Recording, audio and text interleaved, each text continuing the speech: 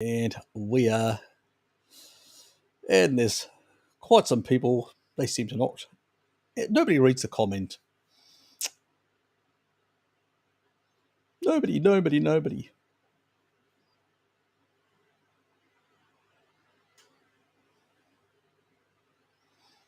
Oops.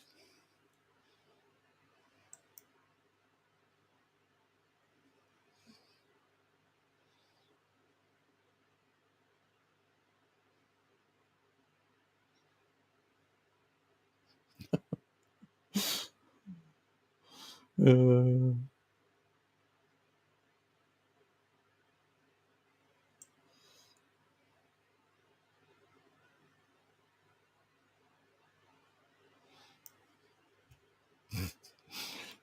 Bert got a surprise from Angela.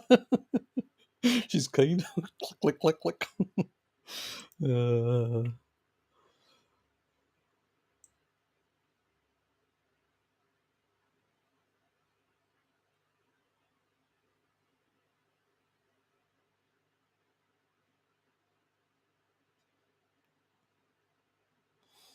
I'm always late. RFBs. You should know that. I was talking to the boys on the Zoom session. So, and I had to get my milk. The baby needs his milk for the evening. So we should not neglect the baby.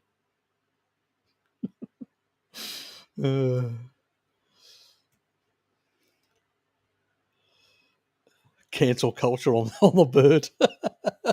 He's part of Sesame Street after all. That's why Angela was triggered. It's still funny. Probably not funny for Bert, but yes, he's here. He's here. Exactly. The famous and well-known Roy himself. Orveston. Only the lovely. Yes. I guess it was a mistake. Yes, it definitely was. Angela must have been interacting with somebody at home and became trigger happy. Uh, Ogie. Hi, Harry. I think you missed my question this morning. Yeah, I did. I need to be a bit careful because the stream, I actually tried going through the settings and I can't. I don't know what they've done, but they've actually sped up and they truncate continuously. So I've got to go through the questions a bit faster, which is a hassle for me, as you can understand. So if I do ask again, they've just changed the settings for whatever bloody reason. I don't know.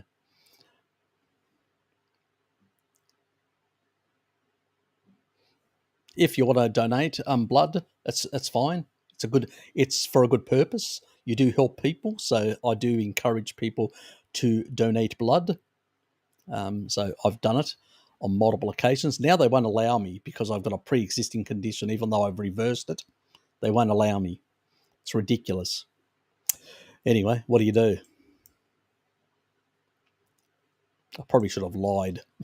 Told them I'm fine. Oh, you were trigger happy, dear. You were trigger happy. I'm a pig heart. I'm throwing for lunch tomorrow and some Ruteri yogurt. Sounds good, Robert. Sounds good. Heather, how are you? I made it at the beginning. First time.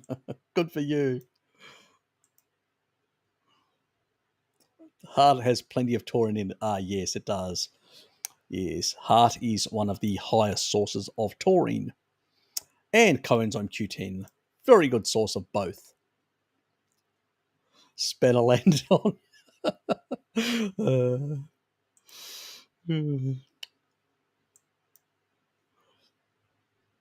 G'day, Annika. Good to see you. Coffee with Harry. Sounds good. I'm on the milk. I had the coffee much earlier, so I'm on the milk run at the moment. Yes. This baby needs his raw milk. Yeah. Growing lad needs his raw milk.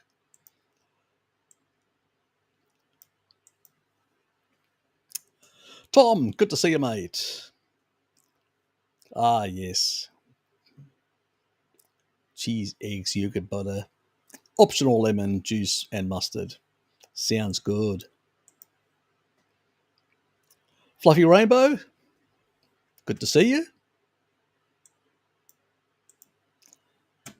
And Sammy.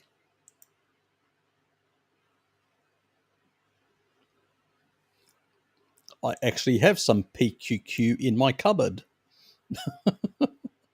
So I do use it. Look, it helps with biosynthesis. When I do fasts, I use it right after my fasts, PQQ, for the biogenesis of new mitochondria. So, yeah, so I do use it for that purpose in that regard. But I don't use it on a regular basis. I just use it after fasts. So I I use Senolytics and try to kill off as many, senescent cells and any other nasties that may be having ideas of their own of proliferating in an uncontrolled manner. So, look, remember glassing in my left lung. It's down now from my last test, down to 19%. It's probably further down now, but at the time I was at risk of lung cancer. And so for me, using PQQ and using some of the other senolytics and all that to knock off, and taurine to knock off as many things as I could, played a purpose. So CoQ10, you can get it from animal foods. You don't really need to supplement unless you've got underlying issues, But PQQ does have a place in terms of biogenesis. You can combine it with stearic acid, which can actually enhance that whole process. So it depends what you want to do, and depends on the timing as well when you want to add it in.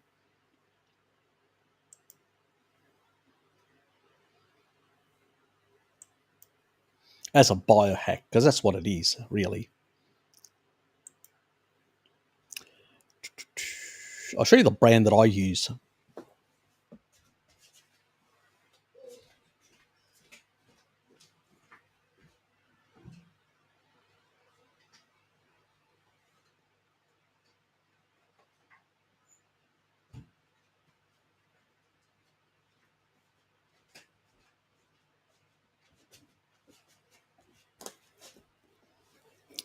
This is Lake Avenue Nutrition. They're a pretty good company. So that's the company that I get the PQQ from. They're a pretty good brand in terms of a product. But I use it post my sort of fasting. Is when I throw it in there.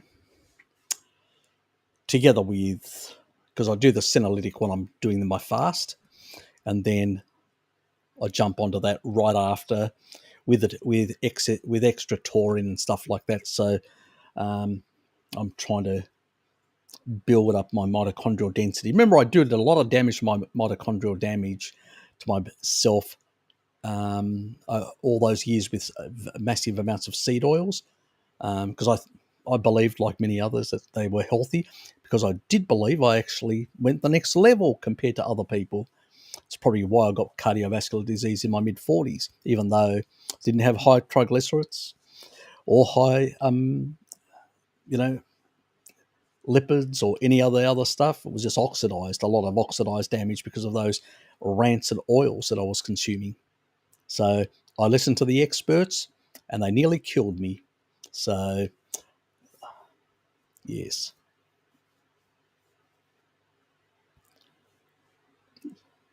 Am I shadow banned or what? No idea. Don't believe so. Why would you be shadow banned? You can put a comment in, which means you're not shadow banned. You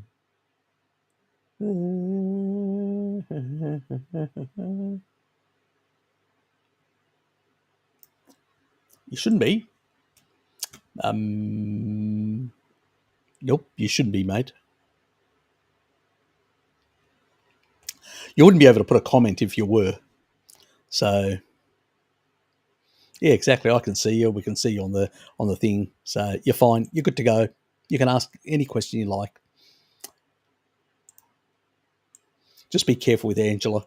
She gets a bit trigger happy.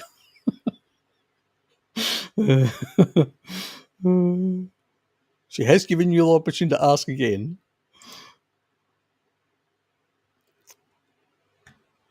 You're welcome, mate. You're welcome. Not a problem. Oops. There I am. It just moved ahead. You're welcome. Not a problem whatsoever. Yeah. But that's how I would play around with something like that, a supplemental. I'd basically bring it in right after my fast. As you're rebuilding, it's a really good thing to sort of push the sort of biogenesis up at the same time as you're getting nutrients coming back in and stem cell activation and all that. It really works well synergistically. So, and you're welcome for the donation.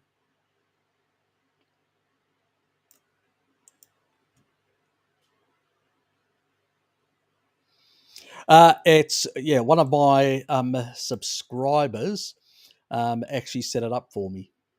So he runs the thing, and it's sort of, he's made all the clips, goes away and makes all the clips, and they're useful there because they're a lot of things that I've actually said and done, but it was something that I was meaning to at some point to do, but it's just not enough time. So he decided to volunteer to make all these little short clips, which there's a lot of little things that I've said I realise and could be very helpful for people. Quick, they can go through and go, oh yeah, I'd like that's been answered by Harry. And then they can share that with other people. So do go and take a look at the channel. It's in my featured. So if you haven't subscribed, subscribe and go away and look at the stuff, the details. It's all stuff that some of you heard, but some of you may have not. You may have missed it. You may have not been on a live stream. You haven't had the time to watch it right through. And these are snippets of all these things. And sometimes, because they're focused on specific things that I've said in regards to a specific subject matters, and they could be very useful for some people that want to just for that and nothing else. Yes, you're welcome. I'm glad you are enjoying them.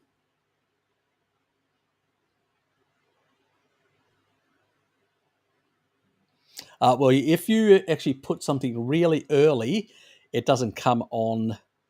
If you really put it early, because this is Restream basically truncates all questions until the live stream starts. So any question asked prior will get truncated and removed. It's just the way Restream works. StreamYard, on the other hand, goes directly and grabs the entire, stream from the chat box from YouTube. Restream doesn't. Restream only at the time of the streaming activating. It connects to before that. It doesn't care what was there or whatever. So yeah, if you've put something before, yeah, it's pretty much. That's why I actually put the comment. I actually have a tagged comment right at the top. Restream live stream only add comments at the start of the stream. If you add them prior, yeah, don't get them come up at all. It's just the way the system works. I spy Harry and a gang. You're an animal. It's good to see you, mate. I've heard at least chicken hearts is rich in phosphatidylserine. It is an important nootropic. Yep. I mean, your body can with serine, it can synthesize it. So if you eat sufficient animal food, you will get sufficient serine and you will basically produce phosphatidylserine. But there are high doses. And remember, at high doses, a bit like vitamin D, you take it, you get your levels up to 80 nanograms or milliliter or 200 millimoles per liter. And what you start doing is you're affecting 1,200 plus genes. Phosphatidylserine in high doses, the only time I recommend it is when people have neurological diseases or problems or stuff like that, because it can actually switch off genes. I'll say it again. It can switch off genes, actual genes that cause pathology. They're using it in Tel Aviv University. They've basically developed a protocol for phosphatidylserine at very high levels, which can turn off a specific type of neurological disease, which is actually hardwired in Ashkenazi Jews, and they can turn off that gene in high doses. So yes, it's very powerful stuff. PS. Yeah. So yeah, and the same thing, yeah, with pork and with hearts, yeah, are pretty good sources, and so are brains. But not many people like eating brains. They're easier with hearts. So you can actually get your butcher to mince hearts together with mincing muscle meat and mixing it up and making your own patties with heart, so you get more of that in. But if you need it for neurological diseases, then you've got to do high doses, and supplements are probably the only way to get those really high doses to turn off and silence certain genes that people have got specific like if people have got things like schizophrenia, a number of diseases, these high levels seem to be able to switch, not all the genes, but a number of the genes that are involved in a number of these neurological disorders. So they can help. They can go a long way together with a species-appropriate diet even further. But people that are not on a species-appropriate diet, it can be a biohack for them, especially if you've got a relative that's got some neurological issues and you can't get them on a species-appropriate diet. If they can lower their sugar level and go sort of low carbish or whatever slightly and add a strong supplement of phosphatidylserine, it can go a long way in sorting out a lot of neurological disorders. So it can be helpful.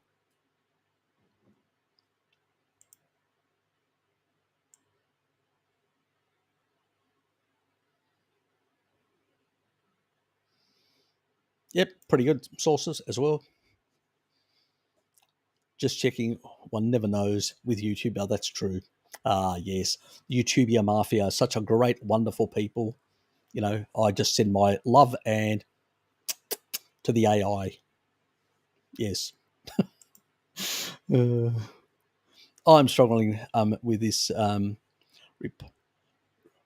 repulsed by plain meat, minced meat, and most of the amount of bullet coffee.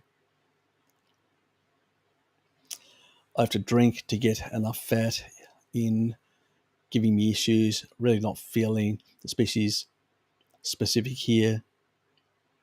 You may have gallbladder issues because you're actually telling me that you're actually having problems with some of this. Are you feeling any discomfort under your rib cage? You could use spices if it's just a food palatability thing. It's probably something that nobody's ever come to me and actually said in that regard.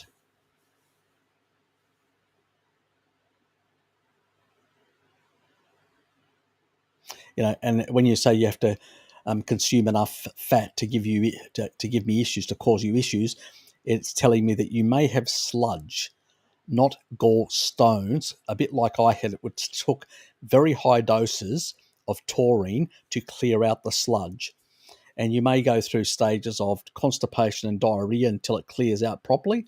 And then you may have far better regulation of your gut motility and your gut system once that clears out. So it's a well-known situation. If you've been on a plant-based diet or very low fat diet for a very long period of time, this can be an issue. So, and people can have sort of aversion to certain types of foods and stuff like that. Sometimes I say consider something which is more protein based, switching over to fish, crustaceans and stuff like that for a while with a bit of as much fat as you can tolerate from dairy, butter or ghee or something like that, or even basically coconut. I know it's plant based, but if you're having small, medium chain triglycerides, and so there is in dairy fats. There's quite a bit of medium chain, and that may make it easier to digest some of these sort of things in the short run until you can sort out your gallbladder issues, because it seems like it probably is sludge from what you're describing. You can't eat massively. You don't really enjoy what you're eating. Can be an issue.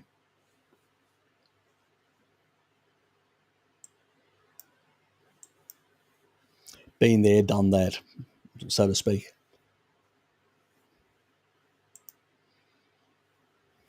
But yeah, can try other meats as well, bacon and stuff like that. But again, some people can have still issues because of.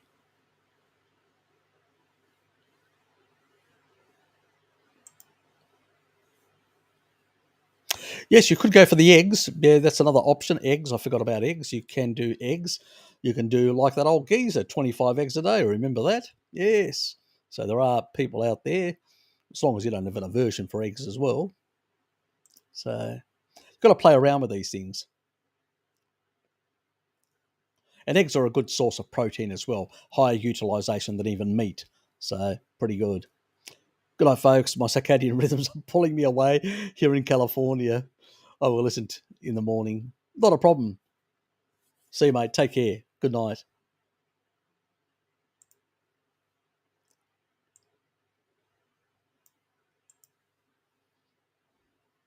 Okay, bacon's okay. Well, you can get stuff that it doesn't have that's cured, smoked, and stuff like that, and has nothing of that sort of stuff, so you don't have to worry. That's the best way of going. Yeah, sometimes certain fats, like rendered fats from or fats from beef, some people can have a few issues with them sometimes, but I very rarely find anyone having any problems with lard.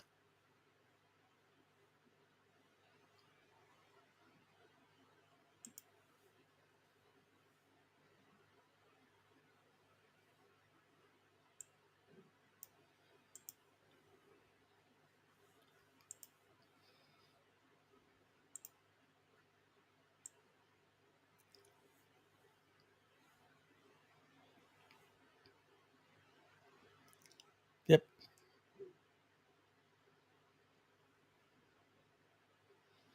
Yeah, look, exactly. We can make some and all that. It really depends on, it's, yep. And also, yeah, helping with ADHD, autism, and a whole lot of other issues can be very, like phosphatidylcholine as well, and taurine. The sort of, if I was going to, for a number of these conditions, because it's the calming effect of taurine, increasing GABA, I'd be basically putting into kids with those sort of conditions, phosphatidylserine, phosphatidylcholine, and taurine. It would be my three supplements for them. Okay, Cecile, good to see you.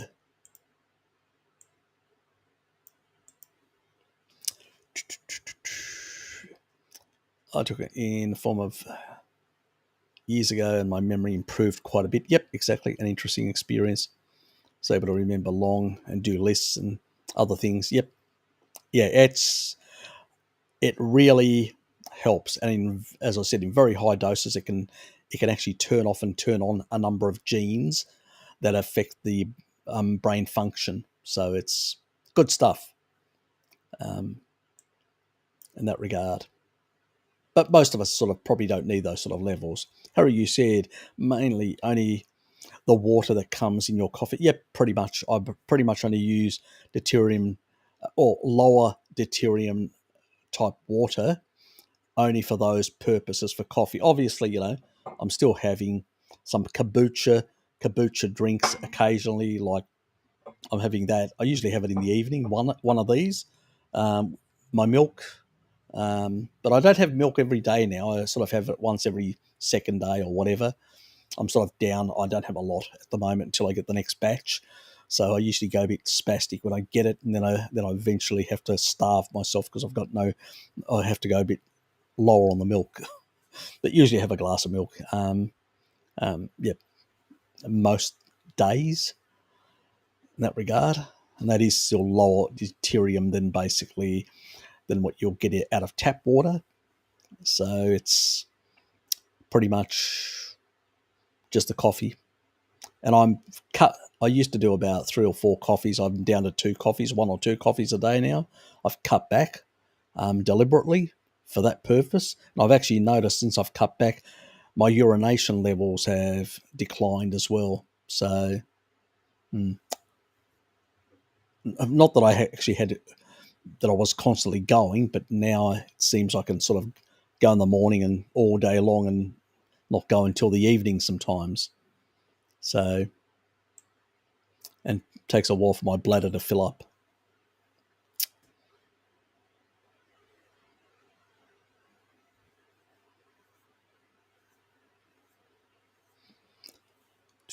I'm more thirsty on a carnivore diet through than when I was eating starch and all that. You're not getting enough fat. That's why. If you get enough fat, or you're actually oxidizing fat from your own tissue, that's the only reason. So you may not be fully fat adapted yet. So you may have to go a bit higher on the fat and eliminate every vestige of sugar to force your body to become a fat oxidizer. And then you will produce more water from your own fat and the fat that you consume. So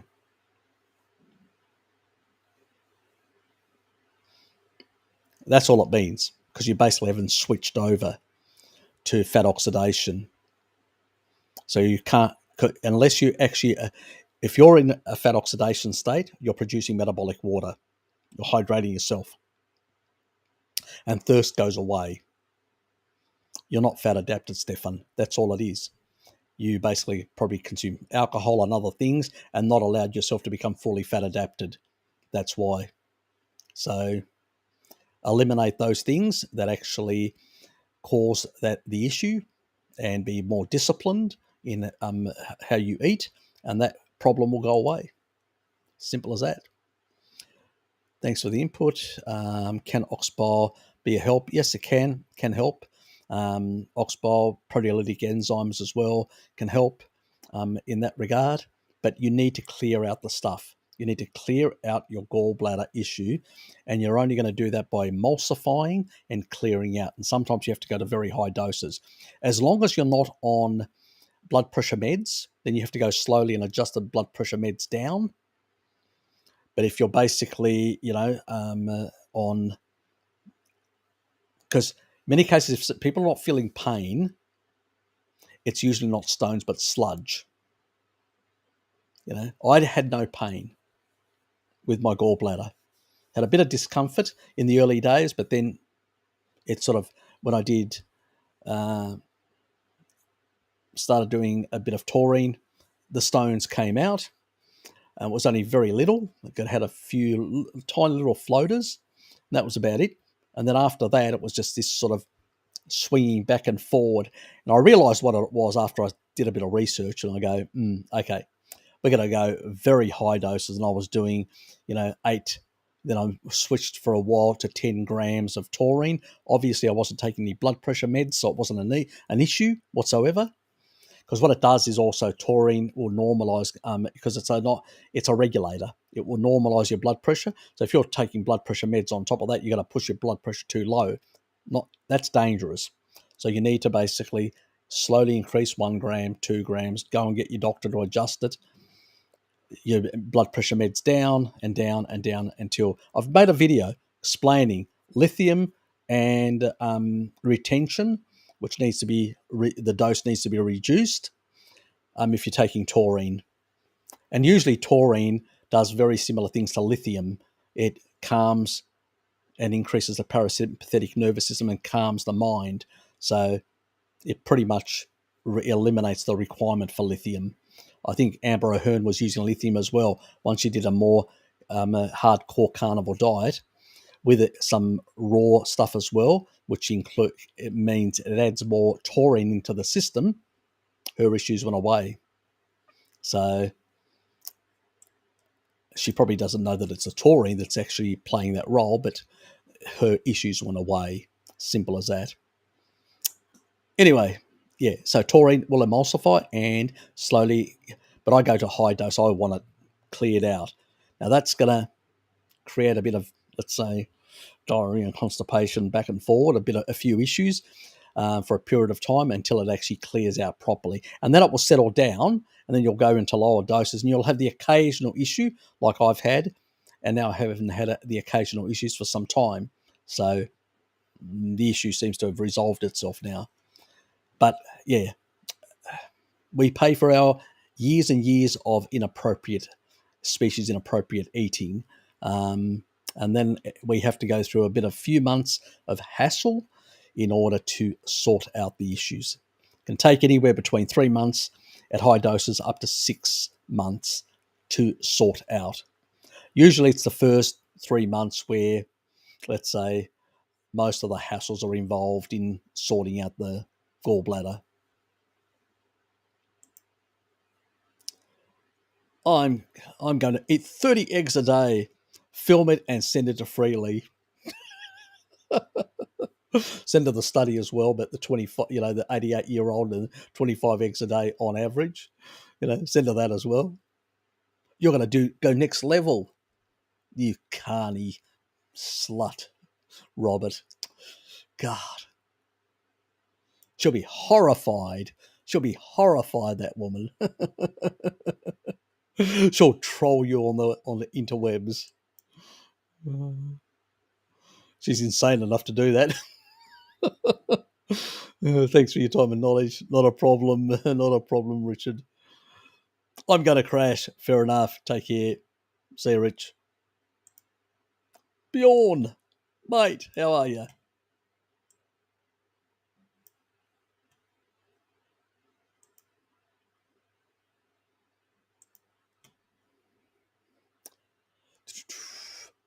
What is this shedding from people who visit Jabba all about? Bart and others seem to be afraid of it. Okay. Like with a virus, when you get a virus, you can continue, while it's in your system, continue shedding protein viral particles. Well, something similar happens from mRNA type technology. You basically, especially people that have got very poor immune systems, they can't clear it out. This is another reason why they get this sort of similar to long COVID syndrome. They get something similar where they can't clear these foreign viruses because they've got poor immune system function and poor macrophage. So the production, poor T lymphocytes. So T lymphocytes, and a lot of people eating a lot of sugar, are glycated and turned into senescent. Senescent is when a cell is old and damaged, doesn't work properly. Well, your T lymphocytes, your first line of defense, can be that. They also go into cells and actually eliminate foreign particles. So as you can understand, people can, if they don't have an elimination, they can have a problem. I did a video recently. I talk about that, about the 8 weeks. I didn't do a video. I couldn't do a video because I was too busy. I put a community post. Let me correct myself. Did a video for something else. Now, the community post. Let me bring that up for you wonderful people. Okay, community post. And let me click share. And I'll share my screen. So I did a community one here, and it's this one, the recent one. It got quite a few clicks. And I go, more big pharma lies exposed. Remember the mRNA vax propaganda. It won't last long in the system. Remember, and I provide a link with some person who's a doctor saying it will only last for a couple of days and it'll clear out of your system. Now there is proof in one of the top publications in Cell. Cell is one of the top physiology biochemist type publications. This is like Nature in Britain. Cell is really one of those really top, very academic-y type ones. That the mRNA vax crap stays in the system for weeks after, and for how long, we don't know, since the study was only for 8 weeks. And that's exactly it. Up until 8 weeks, they still saw stuff in the system. That's a study in Cell. Will there be a follow-up study on these people? I doubt it. At any time within the next 5 to 7 years, for efficacy of any vax, to establish vaccine efficacy. I doubt it. As I said, I doubt the NIH or the FDA will provide the money for it, because the big pharma won't. So that was a study. Immune imprinting breadth of variant recognized angelical center response in human SARS-CoV-2 infection and vaccination. So anybody can go and take a look at this study. Now, obviously, this is only for 8 weeks, and so we only know up until 8 weeks whether it is an issue. Beyond that, no idea. So, yeah, another bit of bullshit out there. Oh, if you're Jabba the Hutted, you will not basically get it or transmit it. Another piece of nonsense. All coronaviruses cannot, because of the way they are, coronaviruses work through the respiratory system. And because they work through the respiratory system, they are different than other viruses. And so, because they exploit the respiratory system, they are the type that basically can mutate and can be shedded because you're breathing in and out all the time. And it's the same thing basically when you use Jabba the Hutt and it goes into these areas and it basically gets breathed in and out. You basically viral particles of this sort of mRNA technology that you can shed, and then basically people get a bit wound up about it, but very, very extremely concerned about it.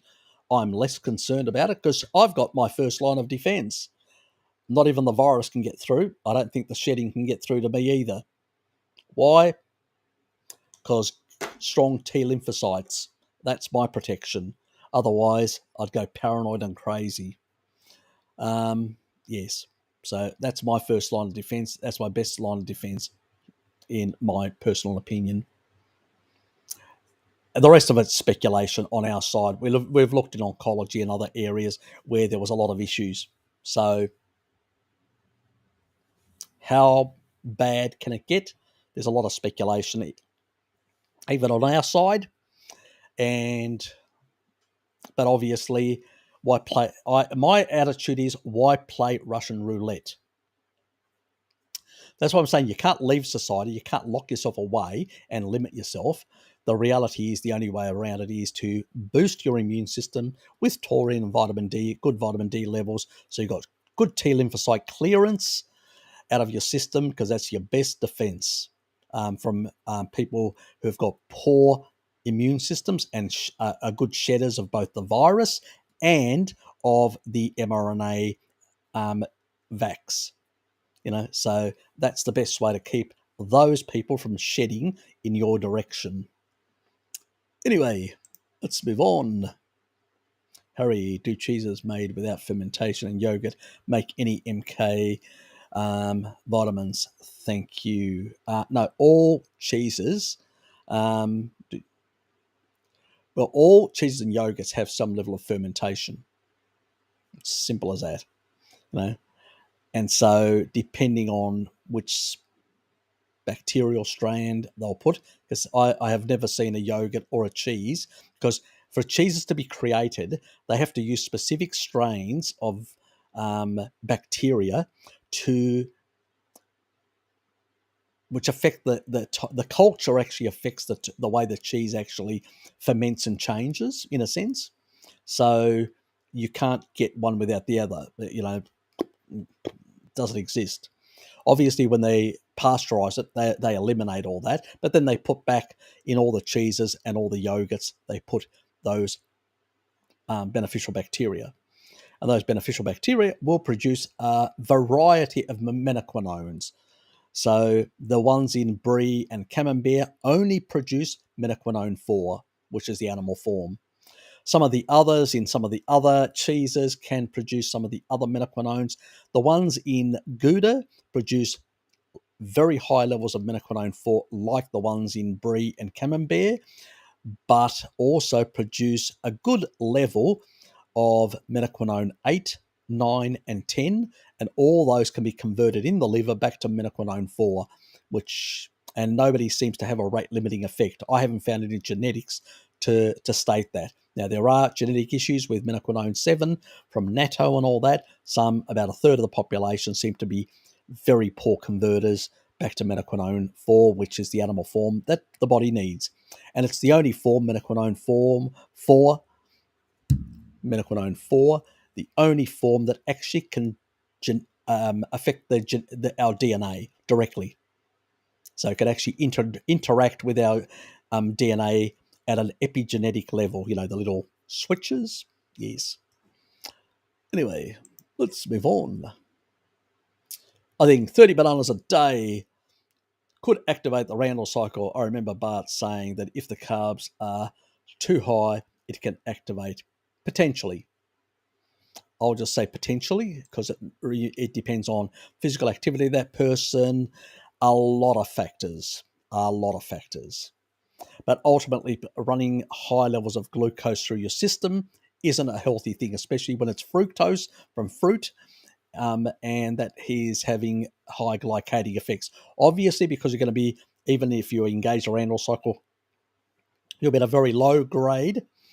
It's less the fruitarians, it's more the ones that do engage it, is others that consume other things like oils and certain other carbohydrates and protein powders and all that. They are more likely to engage the Randall cycle in that regard, where the pure fruitarians are very catabolic.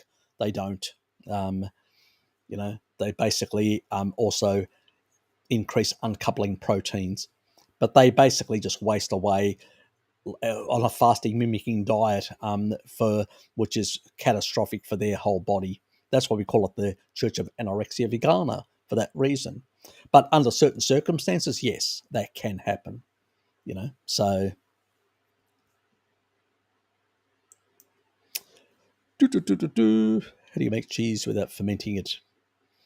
You don't put you pasteurize it and put none of the culture in, and then squeeze out all the actual excess water and allow it to dry out and harden. And you can actually put some sort of like a wax outside or olive oil on the outside in order to basically preserve it.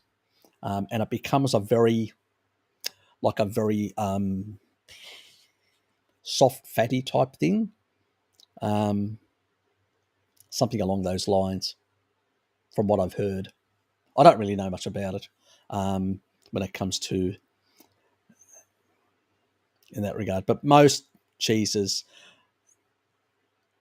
have got some sort of culture in them. So I pretty much, it's extremely rare, unless you're making it at home pretty much, and you don't have a culture to put in. Or it picks up something from the environment, which may not necessarily be a good thing. And let's assume somebody has to visit Novavax jabber, like this person, the one without the glasses, that is. That is the right procedure of stabbing to look out for. Yeah. You're always talking about aspiration. Yep. Yeah. Get them to aspirate. That means put in the needle, take it out to see if they hit a blood vessel, and then basically pressing the stuff in so it stays localized and doesn't spread any further. Obviously, because it's not replicating, it's going to be less of an issue, but why add issues in that regard?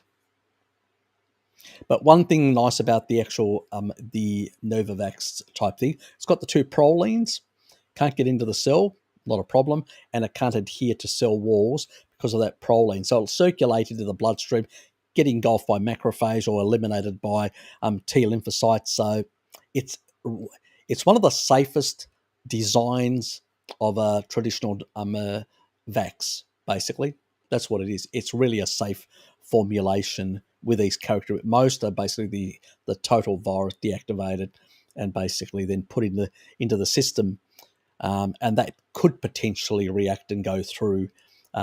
Potentially, we haven't seen anything like that happen. In most cases, there's been no incident that I've actually seen, even with some of the other traditional ones. But we're speculating here, obviously. And it's probably, if it ever happens, it's probably because of an aspiration issue more than anything. Even the mRNA ones and all that, they could have minimized how much of these problems they've created, because they could have mainly infected that sort of area, and with a good enough immune system, they could have cleared it out without a lot of it spreading to too much tissue.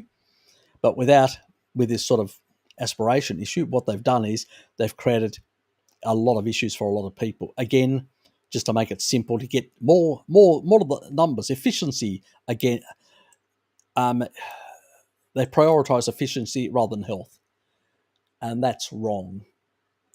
So, yeah, not a good thing. Anyway, shit happens. Oh, yes, please hit the like button. Or if you don't like me, hit the dislike button. The AI will love me anyway. It will kiss my booty. It's a good thing when you have a loving AI. I love you, YouTube AI. I love you. You've got to keep it on side. I noticed Harry's Clips channel. I'm engineered. Ah, yes. Thanks, Angela. Yes. Ah, that's a secret. I can't give away too many people's names. I'd have to ask the person before I could actually mention their name. That wouldn't be appropriate for me to do that. Thank you, Angela. Appreciate it. Thank you very much.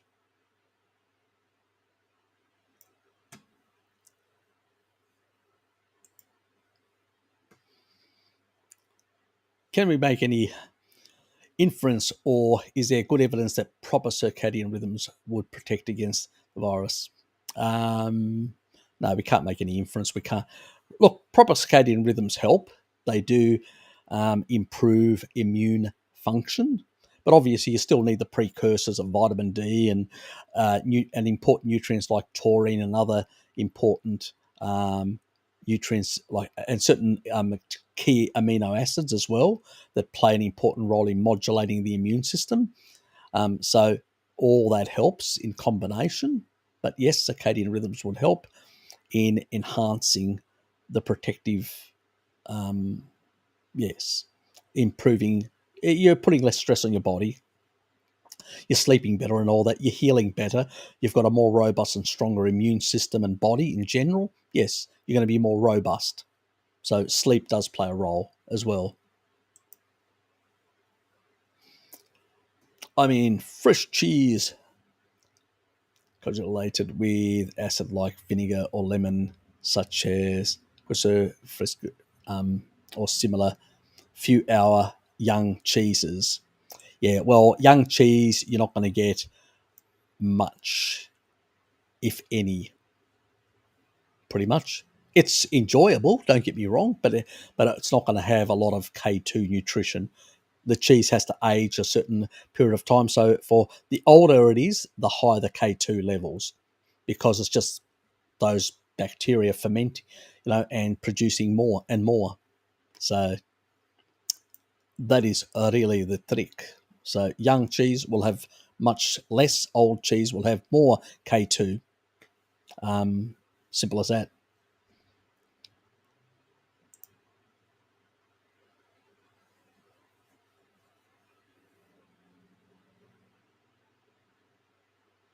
Exactly what I was saying earlier. It's like a soft, fatty jelly type thing. Yep. Well, now everything has to be pasteurized, because of the the rules in the past it wasn't, so it was less of an issue. In the past, even that young cheese had a bit of K2 in it, had still some of the beneficial bacteria from the milk itself, but obviously now with pasteurization, that's not the case. Very different type. I think even the actual cheese is less soury compared to the old ones that were done from raw milk. From memory, they were a bit sour, a bit slightly soury. Well, the one that I tried in Greece anyway, but that was from goat. Maybe that was just a goat thing. Not sure. Whether cow would be different, would it? Not really 100% sure on that one. Yeah, she's losing the plot rapidly, unfortunately for her, and I think she's influencing some people in her family as well, which is unfortunate, especially her mother.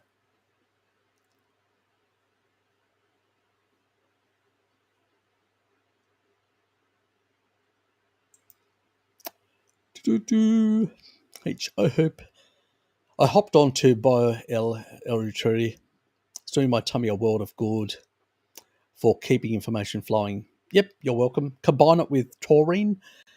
Taurine and Ruteri really work well, because what taurine does is it actually promotes Ruteri, and it actually suppresses and helps with Ruteri to suppress more effectively the pathogenic type bacteria, which is important. And that's really what helps the gut. It really helps the gut in that regard. So it remodulates it. It improves the acidity levels. It improves the motility and the functioning of small intestine and absorption. It does, and also promotes the beneficial bacteria over, and rebalances the gut microbiome. Taurine does. So I use it as a combination with L-Reuteri and taurine, because taurine does the suppressive, like, you could say it's the GI Joe goes in there and starts to take suppressing a lot of, together with Bifidobacteria infantis, which is the other one. I need to do a video on that one as well, and sourcing through San Francisco.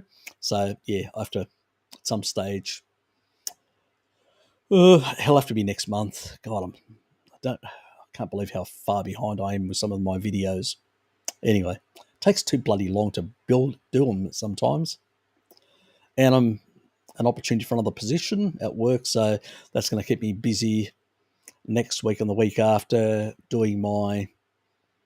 making sure I can get my resume and everything up to date, because I haven't done one for a very long time that I've had to apply. Yes. Yes, more money and more responsibility, but I don't mind work, actually. I'm a bit of a workaholic. I can be. Good to hear, actually. Very good to hear. But when I drew back the needle and inserted again, they don't hit a blood vessel the second timer. Well, they don't have to. They just take it out a bit. They notice that basically there's no blood, and then they just squirt it in. It's not basically bang, bang, bang, jabbing in and out. No, you just put it in all the way in, then you pull it out, and if there's no blood in the needle, it means that it's been aspirated. You don't have any blood. You just press into it and just let it go into the muscle. So that's how you're supposed to do it. The technique. Sometimes I wonder, do I have to show them and explain it to them? They should be the ones trained to do it. Yes. Lilith, good to see you. So it's also always amusing. Let's put it that way. Speaking of cheese, if you have very slow peristalsis on carnivore, should you eliminate it temporarily? Probably a good idea, because or keep it in the diet. And would you suggest? Yeah, I'd reduce until I got enough taurine in the system to improve my gut motility. speed. So it also means if you've got a very low, sluggish, it usually means that you still may have an underlying gallbladder issue. Yes. So people usually that don't have a gallbladder issue but have a lot of like speed, they come off of a vegan diet, they shift over, they're young, they shift over, they haven't had enough years to develop gallbladder disease problems from a low fat diet, but they shift over, and what happens is their gut motility is fast because they're high carbohydrate. You're trying to get all that stuff out of your system. You have to increase peristalsis. So what happens is if you don't put taurine in to rebalance and remodulate, bring it back to homeostasis, you get diarrhea, which is one of the things, until it normalizes. So the quickest way to do that is, again, good doses of good doses of taurine, like as long as the blood pressure meds or the lithium, you get up to about 4 to 6 grams a day, 2 and 2 split. And what it will do is it will improve, personally, that's what I recommend. Personally, what I do is much higher, like double that. And the reason for that is I want quick results and force the issue and force the body to remodulate. It also creates a bit more distress when you force things a bit faster, but I don't mind distress. I just want results. That's how I sort of operate.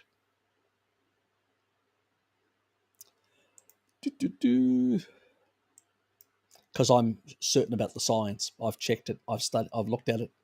So it's not me wondering, oh, will it work or not? Going slow. Nah. Bat out of hell, Jonathan. Bat out of hell. DJ Projectors, good to see you, mate.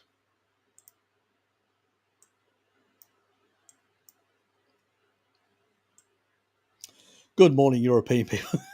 Nice. Bruce, are eggs safe for dogs to consume? No idea, mate. No idea. If so, is there a certain way to prepare them? Boiled, well done, whipped? I got no idea when it comes to dogs. I know cats prefer raw foods because they need the taurine. They can't produce any. Dogs can produce some, a bit like us, so they can actually consume some cooked foods. But I've got no idea about eggs. Whether I know in the wild that wolves will eat eggs. So if we extrapolate from a wolf to a dog, I suspect, yeah. Am I 100% certain? No. I'm just extrapolating from that. Yeah. I know some things about dogs, but not everything, So it's not my specialty. I haven't specialized on animal nutrition, so to speak. Only human. And know a bit about the ape family and stuff like that, but haven't really focused on dogs and cats. I do know that cats are very, very. It's very important to basically they should be consuming foods which are raw and fresh, so they've got a higher taurine count. And if the meat isn't as fresh and it's in a container or whatever, I would supplement them taurine. So put a bit of taurine into their food or their water. You can put in their water and mix it, and they'll drink it up. It's probably not a bad idea for dogs as well.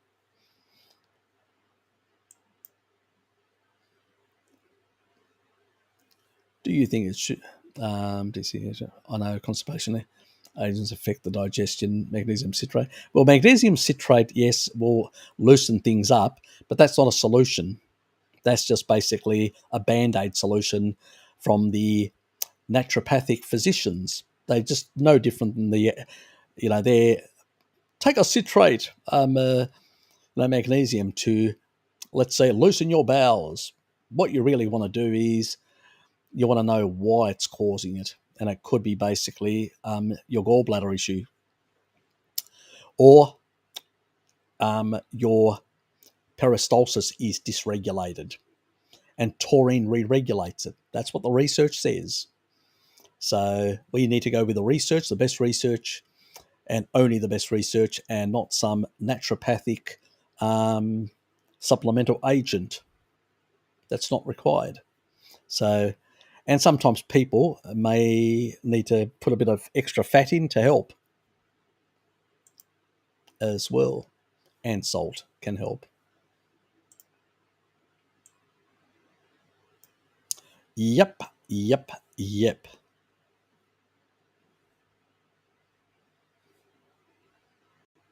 Oh, you can take it at the same time. I don't care when you take it. I used to take taurine around about the time that I broke my fast, which is around about 11 o'clock in the morning. And then about 6 o'clock in the evening. And that was basically for 90 nights. So young Harry could basically sleep well at night, plus help him with his other digestive issues and stuff like that he had. But yes, Ruteri, I used to take it at midday, basically. So then I switched to taking it in the morning on a, pretty much on an empty stomach. So I'll leave that up to people to decide whether they want, So I played around with it.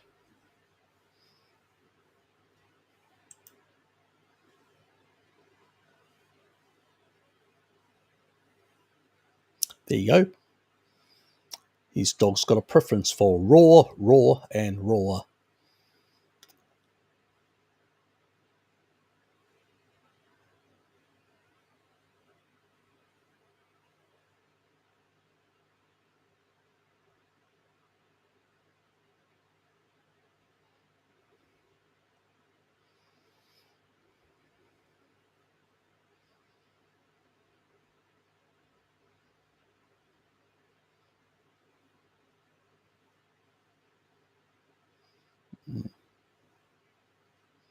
So is that basically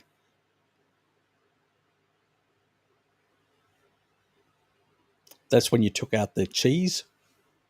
So basically what you're actually missing is potentially some bacteria, beneficial bacteria that can modulate the colon. So you may need to basically go on a higher dose of taurine and take Ruteri to try and sort out the gut microbiome issue. Because, yeah. Anyway, any feedback on Metaflor, Echolactose, and probiotics used compared to Ruteri? Yeah, it helps with a number of things. People that have got constipation, and this is, we're not talking about constipation here that's coming from gallbladder issues. We're talking about constipation where there may be some gut microbiome related issue. There can be constipation can be caused by a number of things. Gallbladder issue, the peristalsis issue, which taurine corrects. There can be also a gut microbiome imbalance, or certain bacteria that basically are present that are causing the problem. And some of those bacteria, Ruteri can eliminate, and some of them it can't. And Metaflor actually has an ability to do that, because Metaflor, with the constipating ones in particular. And so where some of the constipating ones Ruteri deals with, but not all, it deals with more of the ones that actually cause diarrhea and stuff like that. Where with the constipating ones, Metaflor actually seems to be way better. It also deals with things like dysentery and stuff like that as well. Metaflor can eliminate that. It's in an enteric capsule. It's a German product. Um, and yeah, it basically, you take it on an empty stomach, and you always on an empty stomach. I used to take Metaflor early in the morning.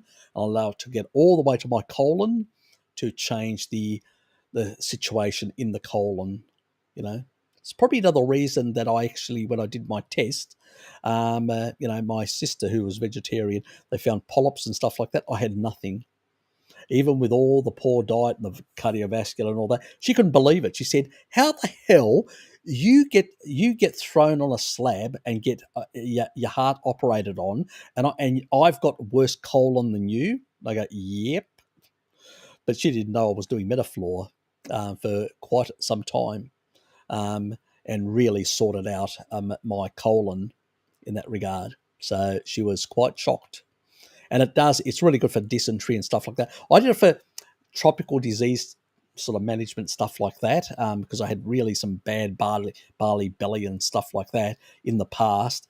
And I said, I don't want to go through that, because one night I actually I slept on the toilet. I couldn't get off the toilet. I was so bad, so loose, so many issues. So yeah, I had to sort out a few, realize that I had issues, risks and stuff like that. The sulfur part of taurine goes into your hands, joints, brains, all sulfur does. So sticking to eggs, think can be an enzyme or bacteria thing. Look, sulfur is really important for the whole body and can be depleted by a number of things, So probably the biggest one that most people suffer in the modern world is sulfur depletion due to toxins, due to basically oxalates, and due to other pathogens that tend to degrade and use up sulfur. So, yeah.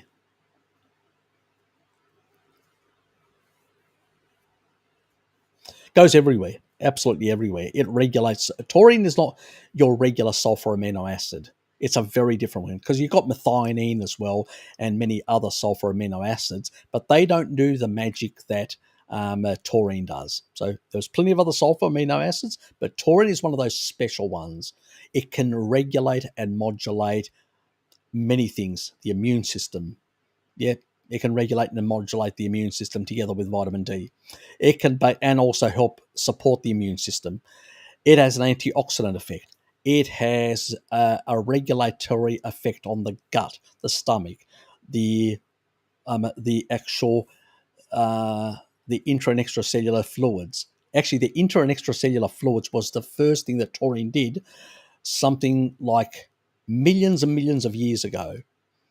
Actually, genetically, sulfur, like taurine, is actually encoded in our genes.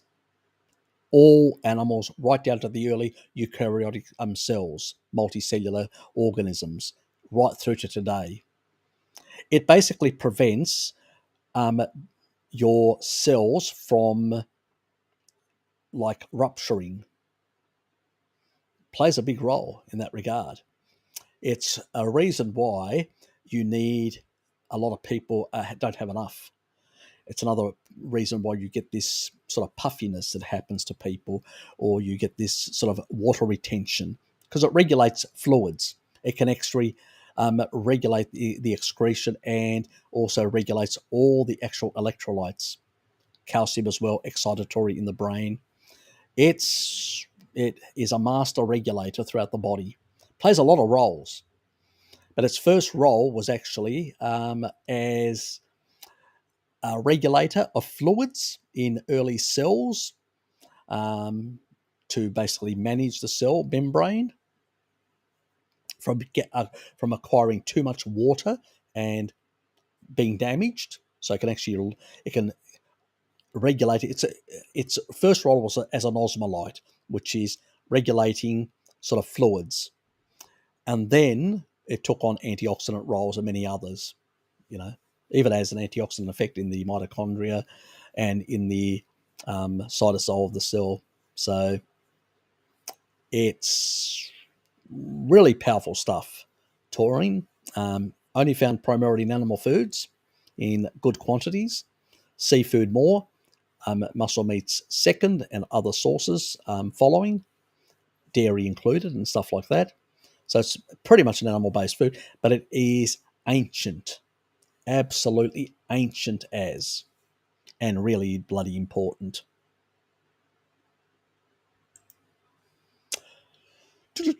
Thanks, Harry. I'm always talking about taurine and milk thistle. Milk thistle is when you have some derangements in some of the enzymes that are functioning in your liver, and your detox phase 1 and phase 2 are not working properly. I usually recommend people use milk thistle and choline to sort out those sort of issues. I was just wondering, but taurine also plays a role in terms of fibrosis, because usually if your liver's deranged, it's got fibrosis as well, so you need all three.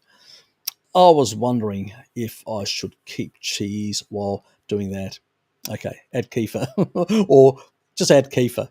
Kefir is going to be much more beneficial for you. Take the cheese out, or lower it for a while and just let things sort of settle and sort themselves out.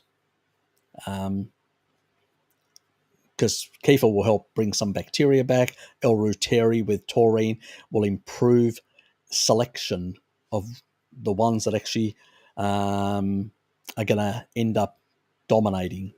So very important that we remodulate the gut microbiome.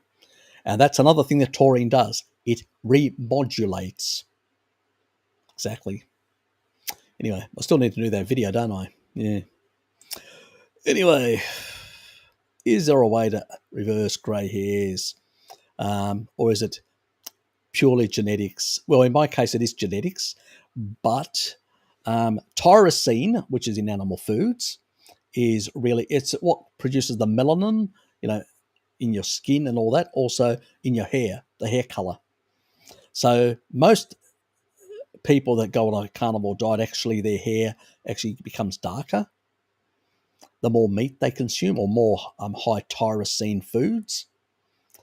But there are genetics. Unfortunately, we live in a where my ancestors didn't do the right thing, and what they did was they actually changed some of the genetics epigenetically, which means that certain genes are turned on that should be turned off, and they tend to make us more vulnerable to graying. So I have a photosensitivity. That means the sun grays my hair, which is bloody annoying.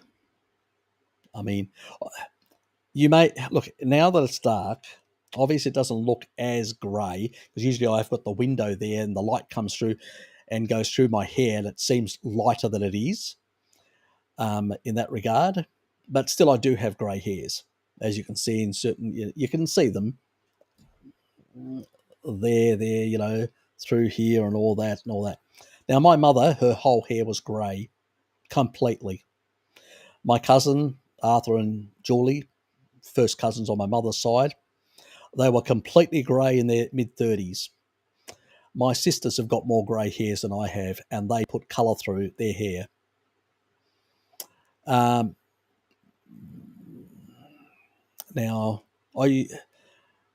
for whatever reason, I did consume far more meat than anyone in the family. Even though I was having seed oils and stuff like that, I did consume far more meat than anyone in the family. And my grey hair, even when I was on a sad diet, I still loved meat. I still consumed, but I was having sugar, Randall cycle, seed oils, all that sort of shit. And so it's only now that I've started going out in the sun without wearing a hat and going out more often, where before I avoided the sun. I was in office and just avoided the sun, and used to just basically, I believed in the bullshit of putting slip-slop stuff on and all that, and just taking a supplement of vitamin D. And so the photosensitivity didn't affect. But now that I've been out and about getting natural vitamin D, what has happened is my hair's got a bit grayer because it's photosensitive. So there is genetics, unfortunately. In my case, quite strong genetics. I'm homozygous, which means I've got both genes that create this. Why haven't I gone completely grey like my other relatives? I suspect it's the animal foods that I've been consuming for large parts of my life and furnished good levels of tyrosine and some of the other nutrients that have probably, I'm speculating now, have probably held off this natural greying that I'm susceptible to. Obviously, my younger sister probably more because she was on an island in the Aegean, you know, had more sun exposure than I had. And so she, so there was another reason there, but she had that genetics as well. But her hair was slightly blondish when she was young. So it's sort of her hair went grey blonde. And so, yeah, so all she had to do is put more blonde in it to basically mask the grey hairs, so to speak. But her hair's not like blonde, it's sort of brown blonde, sort of a mix. But the brown hair started going grey, so she basically made her hair more blonde to basically mask the greyness. Vanity, yeah. Oh, most women do that. It's a vanity thing. But for me, I don't give a shit. I'm just glad that for most of my life I never had grey hair. For most of my life, compared to all my other relatives, and also for most of my life I never had. Well, about 10 years ago, I did have like severe alopecia. This was when I was basically with my cardiovascular disease. I had really bald spot here, bald back here. So I was really losing a lot of hair, this whole top part. And I was I was fearing it's just going to go, and I was going to end up bald as, because even my uncle, my father's got all these bald spatches, and it runs on the Serpanos family. Everybody's got baldness or bald patches or alopecia. So it's quite severe in my father's side, and I was going that way, and I wasn't happy about it. But I can tell you, when I went paleo, and then I started noticing, and I'm going, the more meat I ate, the more hair I grew. And the more eggs I consumed, the more hair I grew. And so, yeah, pretty much I stick to eggs and meat as much as possible, and my hair just grows like mad. And even my barber goes, bloody hell, Harry, I know. I said, and he says, and I actually told him that, that my genetics, because he's a new barber, he's not my old barber. The lady that used to cut my hair, she's basically, she was in hospital. She had cancer, brain cancer, and some other stuff. So she's been out of the business now for a while. So I had to find a new person to do my hair. So eventually came across this guy who's from, where's he from? Bloody hell. I think he's Iraqi. I think he's Iraqi, from Iraq. He's Iraqi. The other guy's Syrian. So he's an Iraqi, and I really like the way they actually cut the hair, the style. I like his style of cutting much more than the previous people. And the other nice thing about it is they put this wrapping paper around your neck and sort of make sure that no hairs go down into your clothes or whatever. So they really put this tape and, and basically cut, and then clean you off. So they will shave me on my face, so shave me around my neck. So all the hairs and all that are, and you get a really good haircut, perfect for $25, which is cheap as. I was paying more than that. So yeah, I'm definitely, he'll be my barber for quite some time in that regard. Yes, but I would say an animal-based diet will help in that regard. Obviously, you can't change what your relatives did over a number of generations that sort of put those turned certain genes on. It takes about 3 generations to turn genes off. So all you can do is just hold back the activation, or So when I started getting out in the sun more, what it did was that gene was turned on. It just and grayed my hair much faster. Yes. Recently, it's grayed a bit faster, and that's due to my stress levels being through the roof due to the COVID nonsense and my risk of losing my job and my pension entitlements and a lot of other things. Would have taken me a lot of years to basically rebuild again. So I was under tremendous stress. Now that they're allowing me to work from home and they've taken the stress levels off me, they must need me, which is good. Yeah, I feel much better. It's been fucking ridiculous.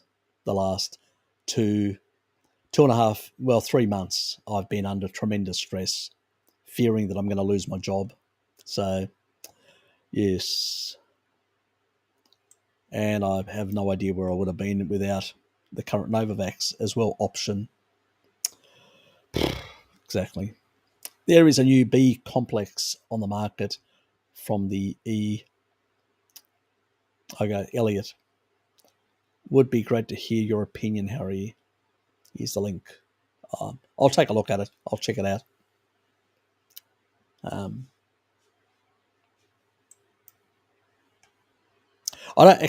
I believe that we don't need B complex. The only time I say is for 3 months with my protocol to rebuild the gut microbiome with vitamin D. That's the only thing. Continuously, you don't need it on a carnivore diet. That's my opinion on that. But if you're going to use a B complex, get a good quality one. There's one on iHerb, which has got also other nutraceuticals in it, plus certain bacterial strains, beneficial ones, which I consider a good product because it's quite cheap price wise. So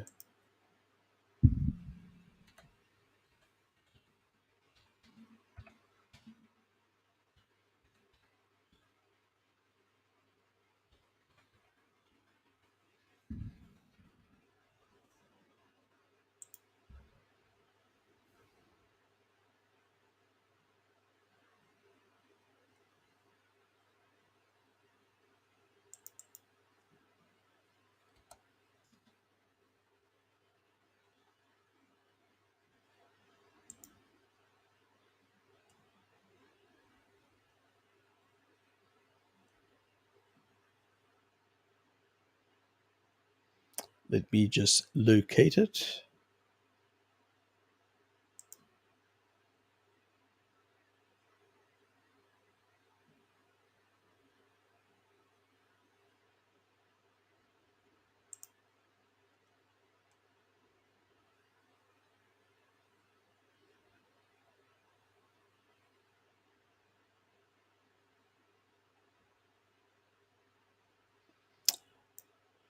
Give me a sec, guys.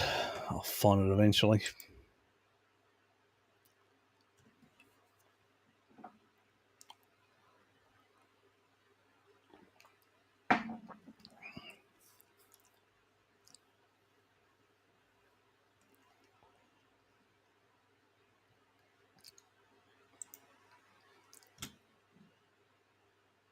And he does it. Actually, I used to pay, like you, Bruce, $40, and now I get a better haircut at 25. Can you believe that?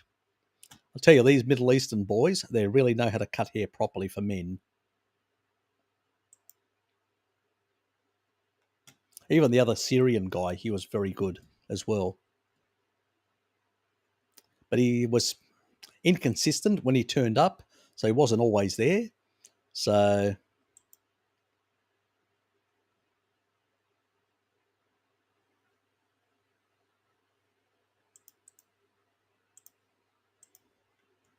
because he used to have he had a family on the mainland and stuff like that, so he was back and forth. Could never find him, so I ended up going to this guy, and he's just slightly better.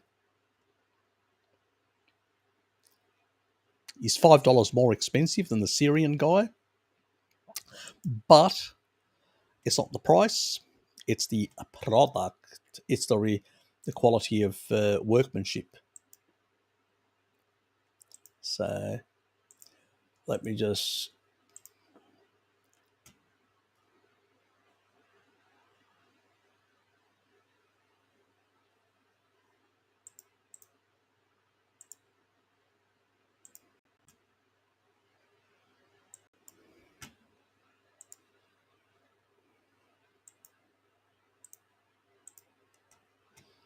Okay, so this is the one that I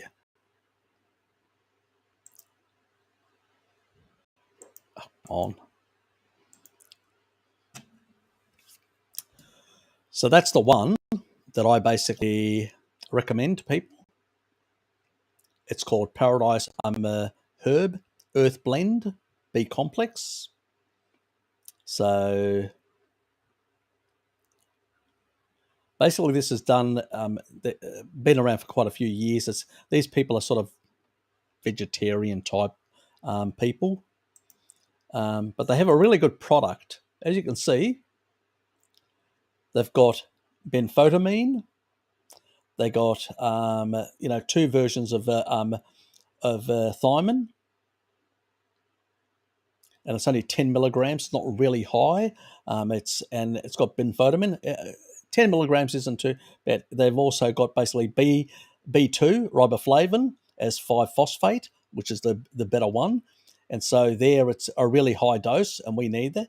It's got also 50 milligrams of niacin as nicotinamide. That's fine. They've got good amount of B6, good amount of folate, good amount of, so it's not the cyano, but the methylcobalamin, biotin in there, which is good. They've basically got pantothenic acid there as well. They've got choline bitrate. So they've got 50 milligrams of choline as well in there. So you don't even have to buy choline supplementation. I know it's 50 milligrams. It's very much, I prefer like 1 gram. But, if people basically don't have an issue, they don't require high dose of choline for specific reasons, they've even got that. And anisotol, which is basically similar to choline as well. And then they've got all these quercetin, which we know are senolytic, and also one for an ionophore, and a whole lot of other sort of nutraceutical type things. And they've also got, they've got all these very small amounts of these so-called chlorella and spirulina, which are basically good for detox of helping, as chelators. They don't have a lot, so it's not a real big issue cause any issues. And so a bit of chelation, not an issue. Then they've got all these stress and energy adaptogens, a whole lot of adaptogens in there as well. And also probiotics. They've got, rhamnosus, plantum, and a few other things in there. And all that for $14 Australian. We're talking about cheapest chips. It's probably about $10 US, and you're getting 60, vegetable capsules. I mean, and pretty much it's in a vegetable capsule, plant cellulose, no fillers, binders, or common allergens. Nothing of the other. Really clean product and cheap. I don't think basically what Elliot or many others are going to be putting out there are going to be price competitive with this one. This shits all over that sort of price point. And they also have this milk thistle product as well. And this has, as you can see, 120 capsules. So that gives you, for that sort of price, that's also pretty cheap in that regard. And as you can see, no other common allergens or anything, just the extract. And that's a good percentage, 80% is what you want. And basically in plant cellulose, nothing else. No other allergens, no nothing other material in there. No soy, no nothing. Very clean products this company produces. Really, really clean products in that regard. So that is one reason why I usually say, yep, I like the product. So that's the B complex. And it's the 3-month thing, 3-month approach. We don't want to be taking it longer than that because pantothenic acid does store, and pantothenic acid can cause insomnia. So we don't want that. And those who want the milk thistle one, there's your milk thistle as well. very competitively priced for 120 capsules, which basically covers you for 4 months. Not a bad price in that regard.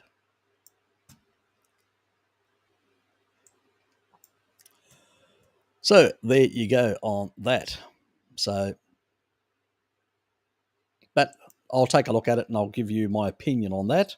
But I don't think the price point that Elliot will be able to sell to that price point in that regard, personally.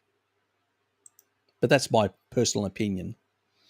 What other people do if they want to buy, because there may be other elements in there that may be better and they want those, fine.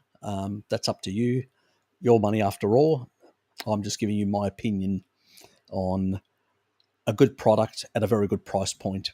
A company that basically isn't trying to make money off you, but to produce good products with good efficacy, like that company, with a reasonable price point. How are any thoughts on yoga and stretching and all that? Yep, I do a bit of yoga and I do a bit of breathing exercise and stuff like that. Really good.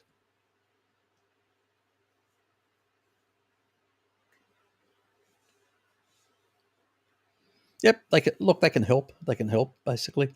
They can definitely help flexibility, maintaining good flexibility for people. So, yep. The whole thing is use them as a tool. Don't go crazy like some people do and go down rabbit holes that um,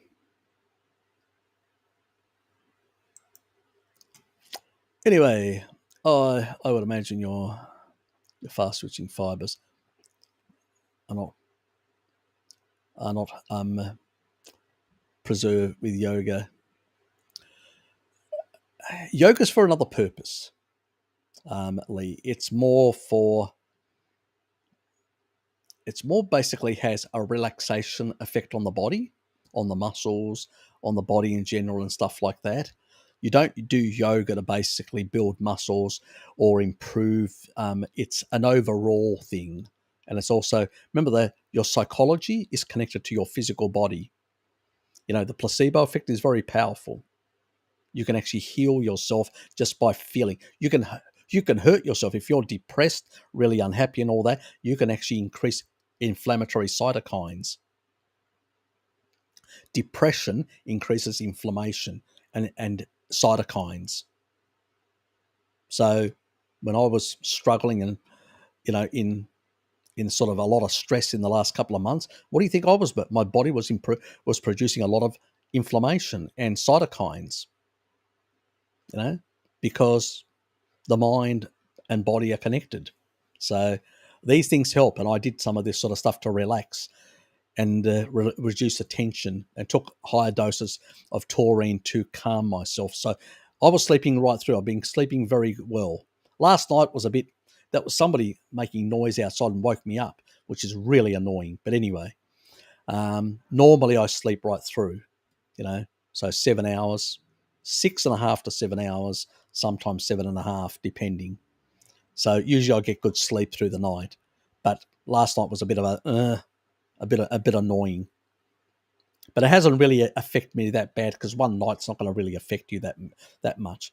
But I have to say that I did use a lot of sort of yoga approaches to calm myself down, and did taurine at higher doses, which also, that's why I upped it from my regular 2-3 up to double that, to basically help with that process as well. At the end of the day, we're still flesh and bone, and we still feel, and these things can help. There is a mind-body connection. Remember the experiment also that I talked about, the quantum one? Yes, the entanglement, Bruce, the entanglement. I ordered 1,000 more 1 gram capsules of taurine. I've used about 700 already this year, probably, Jonathan. You do it in capsules, do? No, I do it in powder, because I don't want any fillers or anything, just pure powder.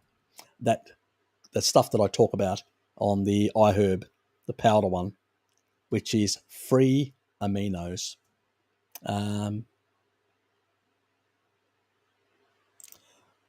This one here.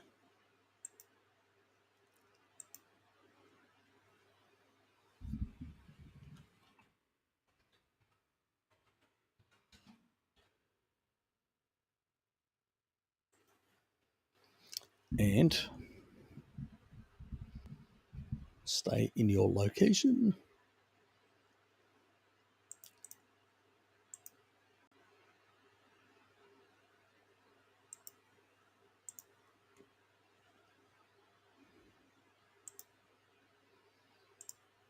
This one right here.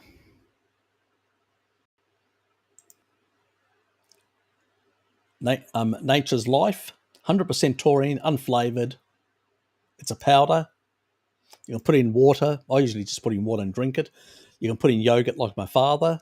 As you can see, other ingredients, nothing. No fillers, no nothing. This is another one of those companies that is very, by some vegetarians, I believe. Man and an old, I think they were middle-aged when they started the company. Anyway, I remember reading their story once. And so this is taurine as a free form amino acid. No binders, no nothing. This is free form like you would find in the tissue. So this is really good for bioavailability and everything. It's that one there. Sometimes they have it down to $17 discounted, so it's quite cheap. So that's a good price and a really top quality product, in my personal opinion.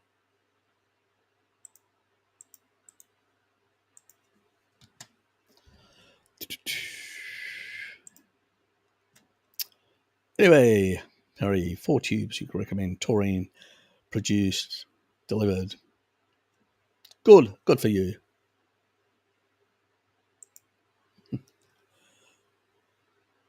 Also, but only taurine. No, there is no L-taurine. Taurine is taurine. It doesn't have an L. It's a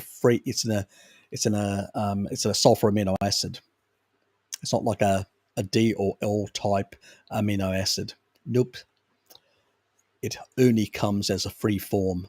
It's a marketing thing. When you see an L-taurine in front of it as a powder, they usually put other things in there. Not a good brand.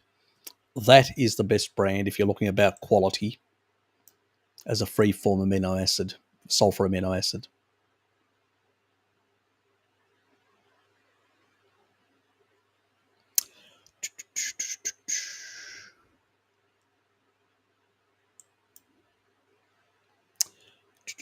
I heard Mary Ruddock says thiamine deficiency is not possible to correct through diet alone, and you may need to supplement. I find this hard to believe. So do I. What would be plausible mechanism of this be? None whatsoever. Simple as that. I think, like Elliot, there are conditions that could actually cause a thiamine deficiency, and a certain derangements. But the whole thing is fix the derangements, the deficiency goes away. As a short-term intervention, yes, you can use it, but long-term intervention doesn't work. I've actually had to deal with 3 people that were doing high doses of thiamine, didn't fix their problem. Once they actually started cleaning up aspects of their diet, getting in taurine and all that, things start regulating again and working properly. And now they don't even do taurine, I think. Well, 2 of them, I don't think they do. So, yeah, we don't agree on everything. She has some naturopathic training, and as I said, naturopaths do tend to have a tendency to use, like the allopathic doctors, physicians, they tend to use vitamins where the others use medication. So it's probably one area where I would, as a short-term intervention, yes, but as a lifetime requirement, no. I don't take any thiamine. I get more than enough from pork. I get shitloads from pork. Pork is very high, and we only use half because there are 2 pathways. enzymatic pathways.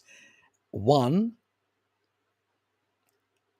is required if you're using carbohydrates. If you're not using carbohydrates to produce energy, you only require the other one, which basically means you only require half the RDI.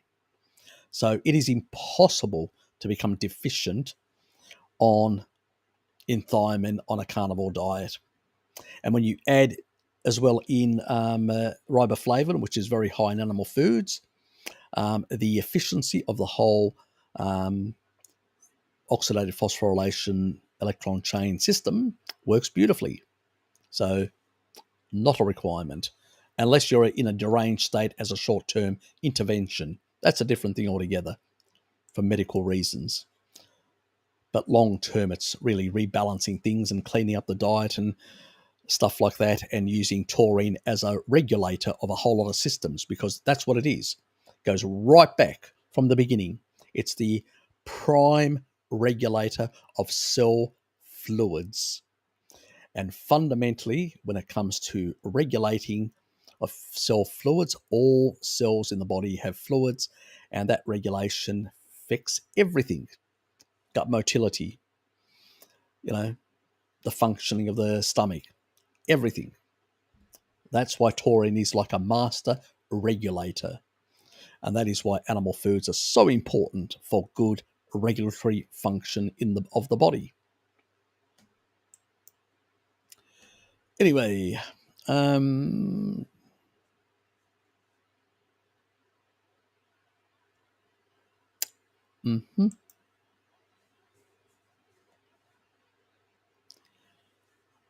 Yep, they should be all should be aspirated. As far as I remember, all vaccines in my life were just put in, and that was it. Damn idiots. Yep. Well, if they did it that way, then they did it wrong, because you should aspirate to have a localized effect and a concentrated localized effect. So it's not only you don't want stuff in the bloodstream, you also want a concentrated localized effect, which may reduce potentially any sort of poor immune response. You want concentrated in one location to exhibit proper immune response. So for a whole lot of reasons, it's wrong. But what can you do? Now you understand why I annoy doctors and nurses when I'm around that. I had a big argument once in emergency in a hospital in Tasmania when they would not read the chart. And I said, please read the chart. There are specific drugs due to my genetics that I have, I can have poor outcomes. Make sure you know that. And she said, oh, yeah, I'll get around it. And then she basically tried to give me something. I said, no friggin' way, stay away. Go and read the chart. And then she read the chart and then realized, oh, this won't do for you. And I said, yeah, so you're about to cause a problem, weren't you? For me. So yeah, when it comes to my health, I become very involved in what goes into me and how it goes into me and everything else. Because people basically are in a hurry. They want to just, your number 3335, let's get you done. For myself, I'm not a number. I want to make sure things are done properly. Yes.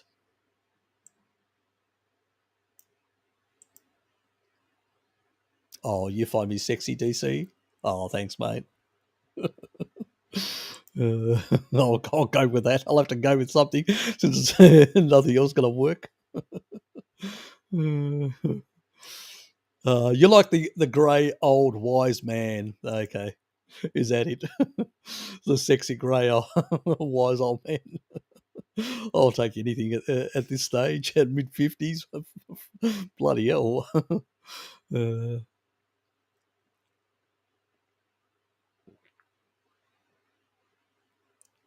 Mm-hmm. At least in English, nice guidelines explain aspirate the syringe. However, some muscle groups like shoulders are top rich in blood vessels compared to, say, your hands. Yeah, that's true. But still, there is a risk in that regard. It doesn't. It only takes a second just to pull it out, a second, and then press in and get and put the stuff into the muscle. So yes, but still, it can be done a bit better.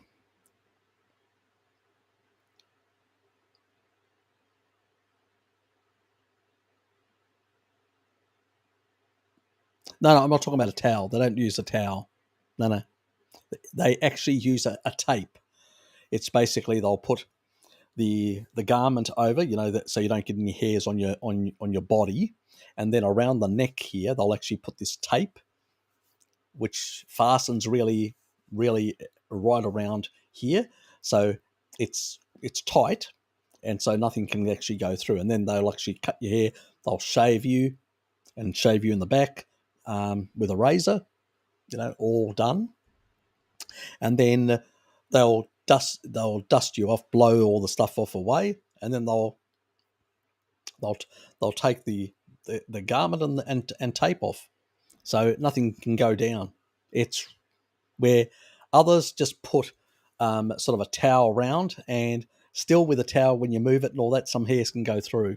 So it's not perfect. This way is actually really good, the way they do it. It's a tradition, the way they do it in the Middle East. So these guys actually get it from overseas, because this guy was actually he moved over as he left the sort of war, one of the war zones there. He moved over, I think, to Lebanon at the time, and then from there got to Australia, and so he actually has a supplier that actually sends him the stuff. So.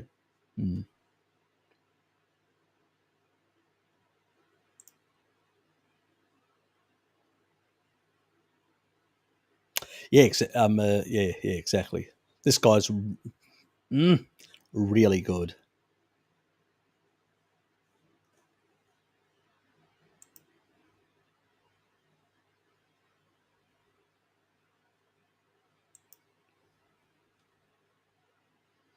Yes, exactly.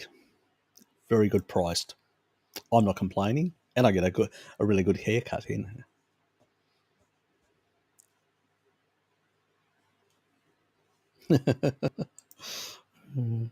I probably need to go and get another haircut, because my hair's growing. It's probably it's also it's still quite warm at the moment. We're still getting these hot days. I've got the fan blowing at the moment, so yeah. Yeah, that's the other damn thing. I'm constantly getting my bloody hair, having to cut my hair as well. It grows too fast. I mean, I actually, when I wash it and I actually sort of, but you can actually see how big the hair is. I usually have to sort of brush it down so it actually holds in place. So it's not really, so yeah. But it's look. I'm not complaining. I'm not complaining, because compared to before, when I had alopecia and thinning out of hair and all that, I'm bloody happy that that's not happening anymore. So, but still, it's a yeah. It would be nice if just that sweet spot don't grow as fast.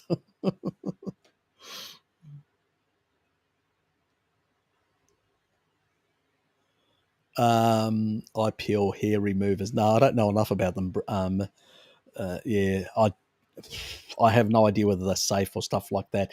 Stuff that can do that sort of radical sort of stuff. It sort of sends alarms bells in my head. Is this appropriate to be putting on my body? Could it have long term side effects? Can my skin absorb some of the stuff in there? Could that be problematic to my liver or other organs? I have a problem with that, putting that sort of stuff on my without good long term studies, and I don't think I've heard of any or seen any. I've heard about the stuff, but haven't seen any studies to. Yeah, I think I wouldn't be taking the risk personally. A carnivore diet, DJ Projectors. A carnivore diet. What else? All the best nutrients. It's full of taurine, it's full of choline, it's full of all these selenium and all these important nutrients, minerals and vitamins. And, what else do you need? Stop eating the carbs, DJ projectors, and engaging the Randall cycle.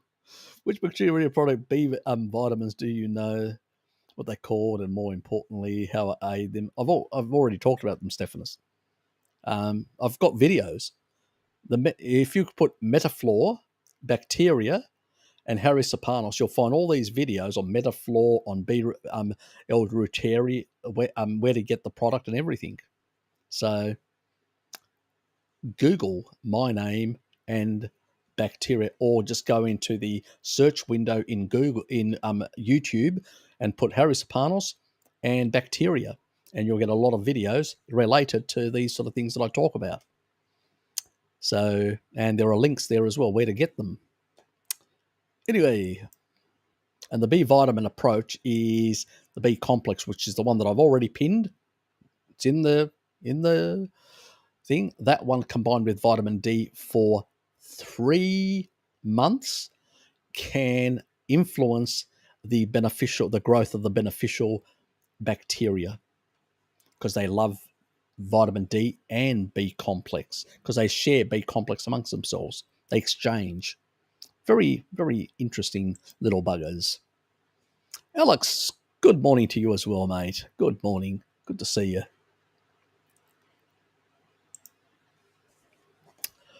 I would recommend deep ketosis and extended fasting for brain fog.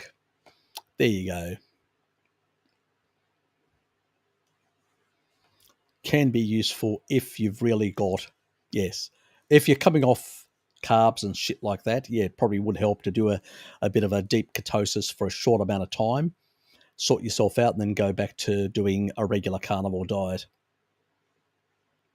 Well, that's the reason why we've used ketogenic diets, like the high therapeutic fat diets, as a short-term intervention. They work fine. But long-term, they're very, very catabolic and problematic. Oh, you know.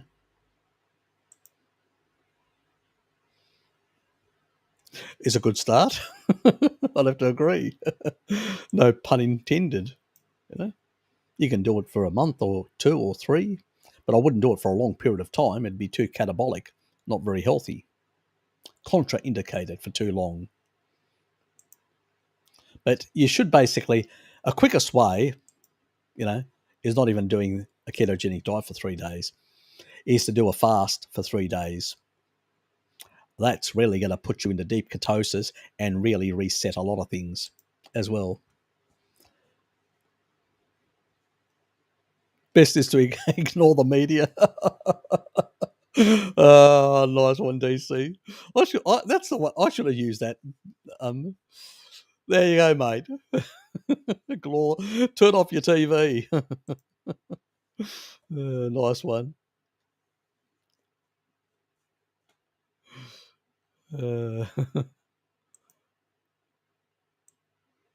You're doing it wrong, DJ Projectors. You should be basically watching TV, YouTube upside down. Get some blood flowing in one direction at least, to the other head, the important head.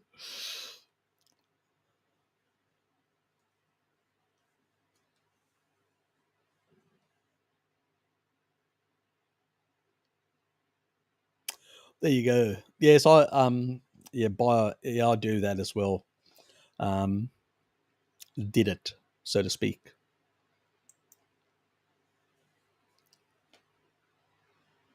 Yeah, exactly, precisely.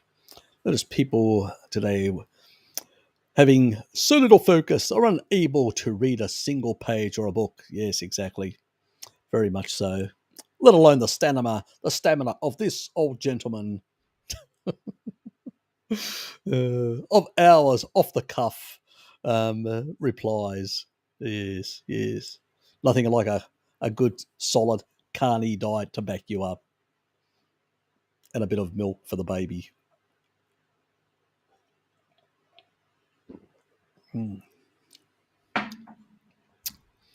Damn, it's 8 o'clock. Better drink the milk fast.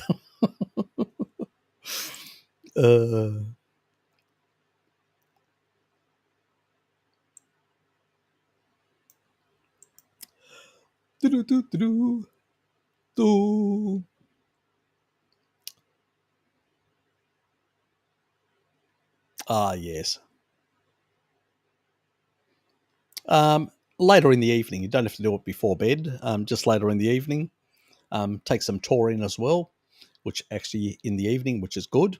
It actually increases GABA, lowers cortisol because it regulates cortisol, lowers cortisol, and enhances the melatonin increase because it's not by lowering, it has less of an inhibitory effect on melatonin. So can be good in the evening for relaxation and good sleep. It's a bit of a chat that I had with at the end of last stream with Lukey, and he noticed as well. He said, I'm young. I don't really need to. I didn't think I needed to take it, but he said I've taken it, and it's really improved my sleep. He was quite shocked how better his sleep is with just a couple of grams of taurine. I think he's only doing 1 or 2. So.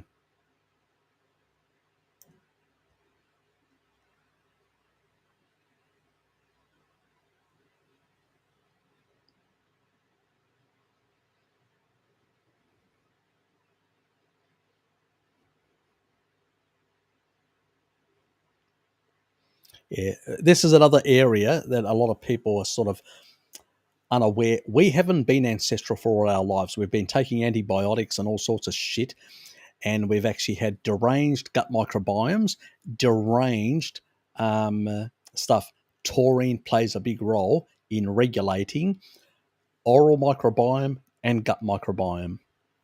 But you also need to work it with certain anti-pathogenic bacterial strains that we've lost, especially the Reuteri.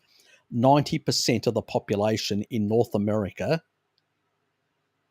I'm not kidding you, 90% are missing key Reuteri strains of bacteria and key Bifidobacteria infantis. Those two are critical from your mouth, from your oral cavity, right down to your anus. They play a massive role from there to your stomach, to your small intestine, to your large, to your colon, right through. 90% of the population are missing them. Why? Glyphosate, which has an antibiotic effect. So occasionally you may take an antibiotic, you lower these bacterial strains, and then they recover after you're no longer on the back. But if you're taking antibiotics every single day, you're going to decimate these. And that's what glyphosate does. It has an antibiotic mimicking effect. So people have been taking antibiotics on a daily basis called glyphosate. And as you know, I consider glyphosate as a pesticide and something like that as a herbicide pesticide type thing as the safest. It's actually safer than all the others. It's less toxic to you as a person, but it's toxic to your microbiome. That's the problem because it has this antibiotic effect and it kills off a lot of beneficial bacteria.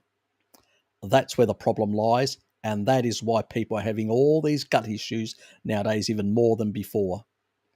And that is why even oral microbiome can be an issue. These sort of supplements are to help sort of restore and improve those. And taurine also plays a role in modulating the microbiomes of the oral and gut areas. Anyway, let's move on.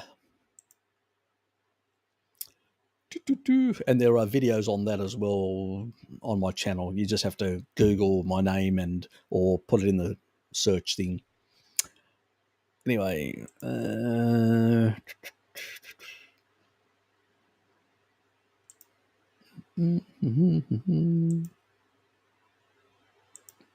yep, fasting is the fastest way to get into deep ketosis and to break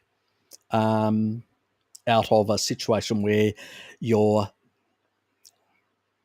in a sort of glycolytic sort of situation. It also floods your system with free fatty acid, reduces, and can actually produce more metabolic water, especially when you're doing a dry fast. Even better, because it actually will reduce the deuterium levels as well. It's just harder for people that haven't fasted for a very long time to be able to do a 3-day dry fast. Maybe do a wet fast for 1.5 days and then try, or at least try 1 day as a dry fast, maybe the first day, and then do a wet fast for the other 2. That will also push you into really deep ketosis much faster.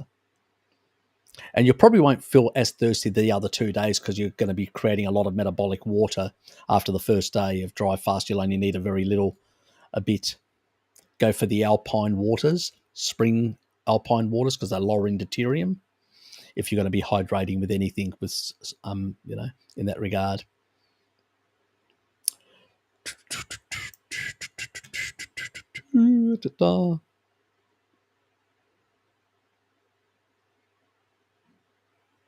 Yep, he's right.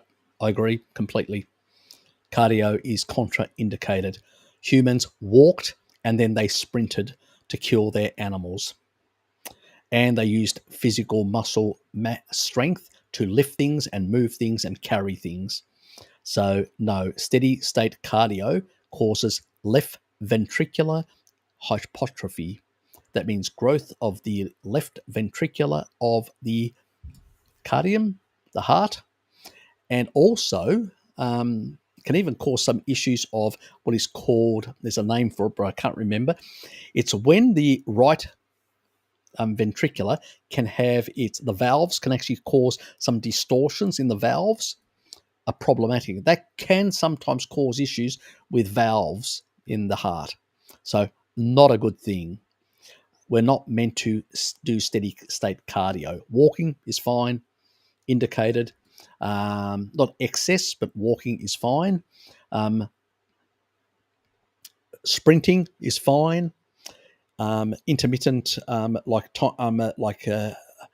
high intensity type things is fine. It's like you're coming in for, to respond very fast to something. Lifting things and stuff like that is also fine, because that's what we've been doing for a very long time, being quite physical, lifting things and doing things and moving things and carrying things and stuff like that. But steady state cardio, not good at all. It's the reason why you don't get any longevity amongst, steady state cardio marathon runners. They die young, most of them. Some do change their ways and due to a lot of factors can live a long life, but most of them usually die much younger or become very obese especially nowadays with the garbage that they consume. But, if people are going to be doing that sort of stuff, steady state cardio, you would hope that the physiologist training them would come up to scratch and realize that if they supplement them with high levels of taurine, they could basically inhibit remodeling of the heart, which means they could have protected the heart against the oxidative stress and the remodeling effect that happens from steady state cardio. But these guys, again, they're ignorant. They did a standard course, they got the standard indoctrination, and they're out there basically harming people. One could say killing people, but we won't go that far. That's a personal opinion of mine. Out of ignorance, but still, that's the consequence of that ignorance. Anyway, let's move on.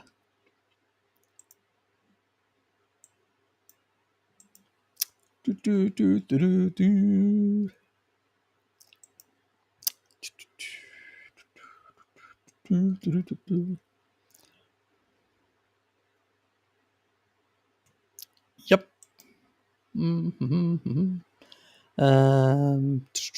I'm just scanning through these, trying to catch up. I fell really behind on the last one. I can't do that anymore. Okay. Yeah, they use towels here primarily, which is ridiculous. Trouble, good to see you. Trouble's out of bed.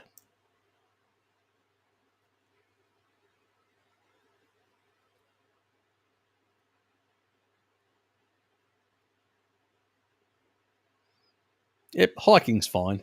Hiking, stuff like that, walking, it's fine. We're talking about now marathon, like running continuous like they do. That's contraindicated. Walking, you know, even our ancestors can go sometimes on hunts for 4 hours by walking long distances. Walking is not a problem. We're talking about steady state cardio, where marathon runners, that sort of stuff. That's what we probably should be clear. It's marathon running that's going to cause this left ventricular hypertrophy. Just to be clear, it's what steady state cardio is what we call it. Is what me and Bart talk about. So, funny thing is, we both came to the same understanding, but from different. I, from my cardiovascular disease and all that, and focusing and finding out about this in another way than he found out. He found it through physiology, looking in the literature. I've actually found it about cardiovascular disease, and then I realised that this happens in athletes. So he already knew about the athletes. I just knew that some people have this, and that taurine also plays a corrective role in that as well. And then once I heard others talk about the cardio and stuff like that, I put two and two together, but I came from a different angle to the same conclusion in the end.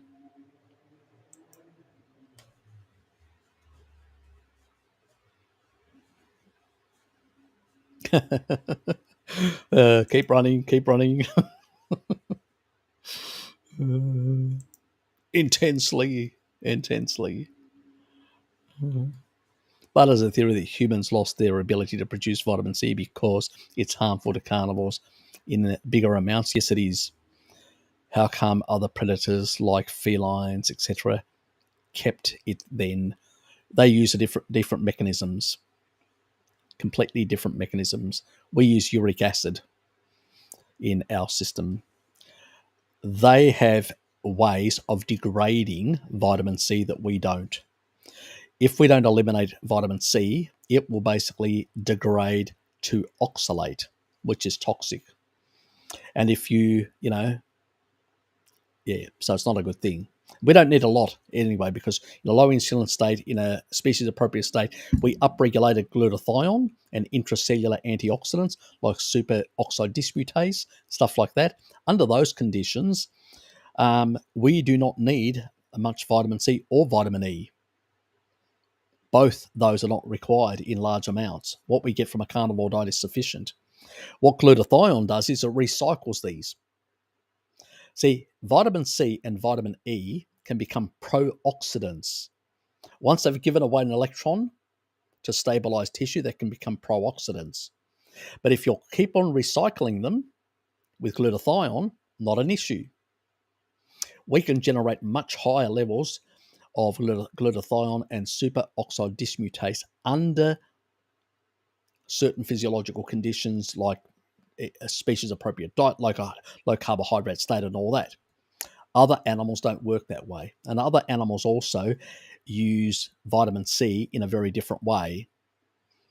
We use vitamin C in some similar ways, but in other ways slightly different. And we actually use uric acid as a vitamin C more than vitamin C or vitamin E.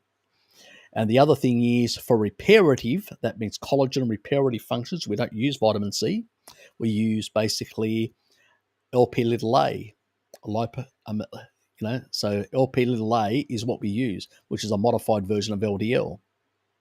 All animals, let me say this again, every single animal on the planet that cannot synthesize vitamin C uses uric acid and LP little a.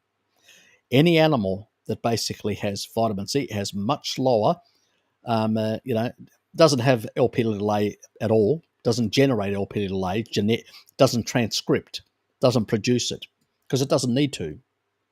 So all animals that are using LP little a have very low, do not synthesize vitamin C. None of them. Got it? So that's the difference. We're not cats. So completely different species, completely different mechanisms for protecting tissue or electron doning or whatever else.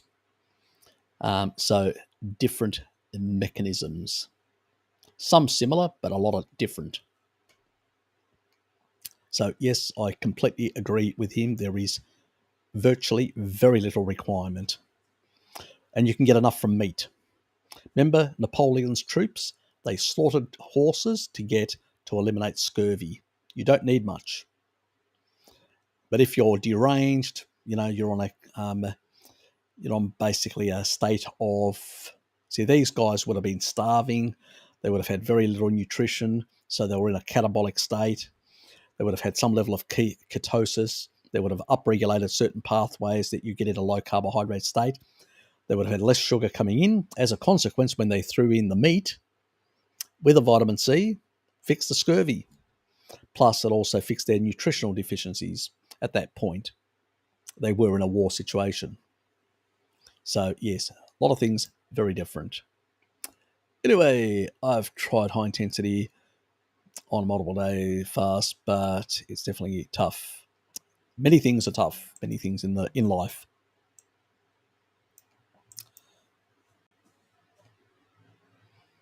Yes, I know. Oh, video bacteria. I just didn't understand the deuterium it contained all you needed for vitamin B. Sorry.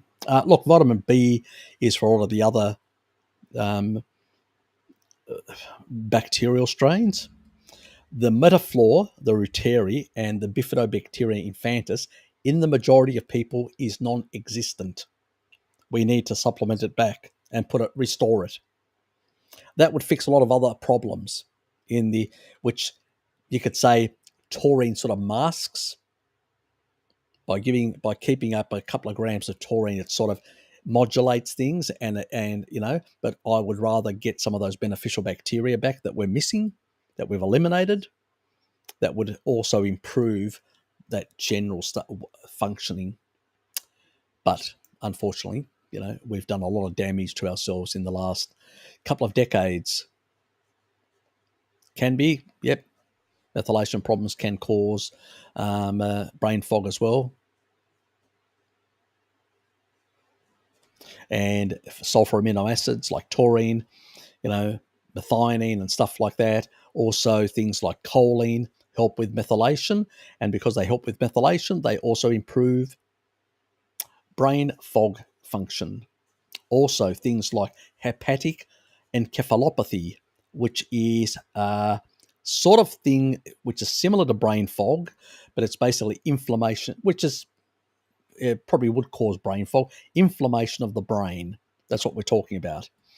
It usually is a choline deficiency. That means you're not getting enough choline. It could be due to genetics, like myself, causing fatty liver, and then basically you can't detox the brain, and you cause inflammation in the brain and a certain brain fog. So, are you eating enough eggs, which have got choline? Are you eating other foods that have got choline, or are you supplementing choline just in case you have genetics similar to me and you need to, either eggs or supplementation? Potentially, DJ Projectus. I don't know unless I've checked your genetics. But the easiest way is to throw in a choline supplement and see if it fixes everything. And if it does, then you probably had a choline deficiency and you needed to fix up parts of your methylation. Usually I find that I put 2 grams of choline in to somebody, and a lot of these methylation issues just go away magically.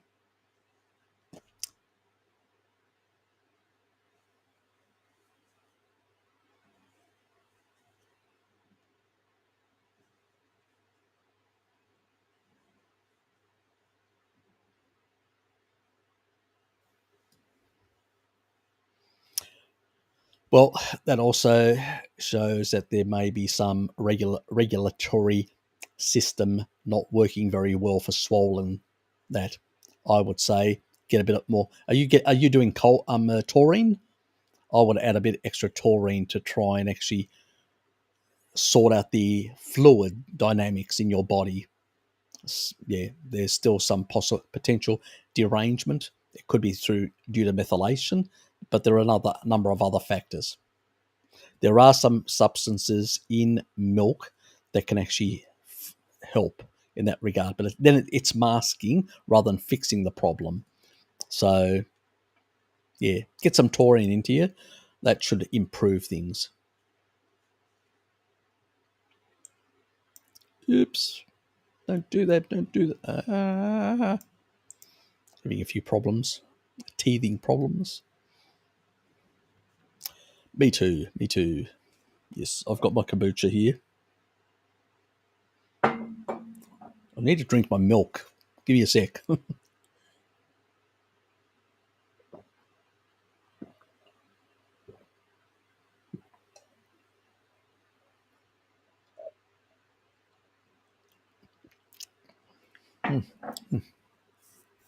Sorry about that. God. Oh, God. Can't take me anywhere, can you?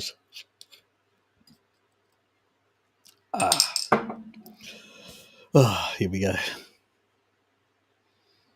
Yes, yes. I love my kombuchas as well. I always get different brands. I've got this one, I've got the other ones, I've got the Japanese one. I've got a couple of different brands of kombuchas. And what they have is they all have different strains of beneficial bacteria. And so by having different ones, I'm putting a bit of all the different strains in, which is should theoretically have a benefit. It doesn't seem to be doing any bad. Seems to be doing good things, so I'm not complaining. Yes. And then cite the rat study and try and show it. Ah, yes. Nothing like a little rodent study. The fact that made us human is obviously dangerous for us. Obviously, if the crackpots say so, it must be true. All our fat stores allowed us to venture over the whole planet. By having fat stores, gave us a much wider field of being able to create fat stores, load them up, and move at long distances with enough energy to do that. That's the advantage we had over our other sort of chimps and stuff like that. One can only hope. One can only hope, Alex. One can only hope. Let's see if I outdo my great-grandfather who lived to 107. But he had no damage. He just consumed, he hated vegetables. He just consumed dairy and animal foods, meats. So, and he was a warrior as well, and also educated for his time. He actually went to what would be equivalent to university back then, and that's in the 19th century. So he had good education as well. But he did come from a long line of warlords, because that's what they were back then. Yes. I think pretty much my family, both sides of my family, have been in every single bloody conflict that Greece has been part of. Yeah, pretty much. My father missed out on the pretty much Second World War because he was only, when it started, 5 years old, and when it ended, he was 10 years old. So he was too young to join. But I suspect he would have joined because he did a long stint in the army for about 3 years. So he sort of was going in the same direction as the rest of the family, So, I mean, one of his cousins is a senior, I think he's retired now, senior member of the police force, was, anyway. So, he's like the vegan Saladino. Ah,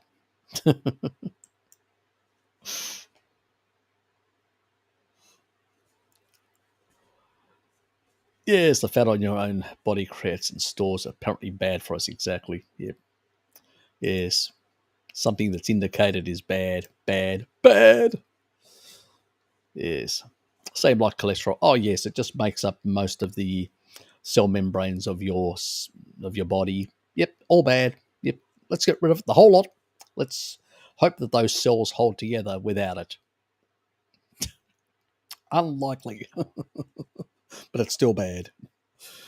Uh, I think people are living much shorter than genetically possible. 120 should be no problem. Exactly, it should be no problem. If you get rid of underlying pathogens, underlying infant mortality, and a lot of other things, there are a lot of people in the past that lived very old ages. So yeah, now they're just chronic.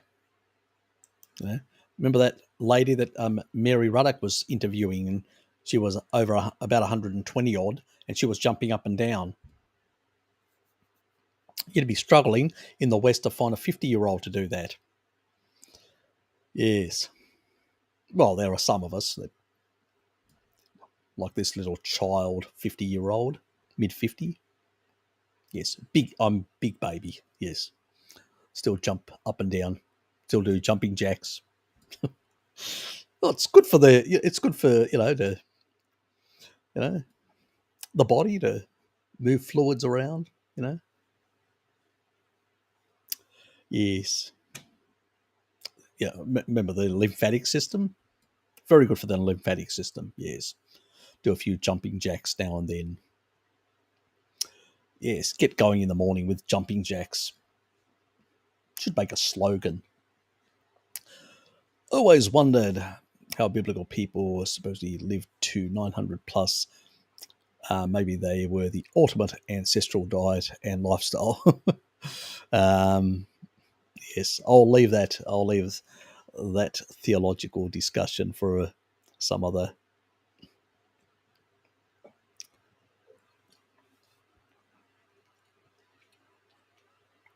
There may have been something unworldly that may have had some intervention in that regard.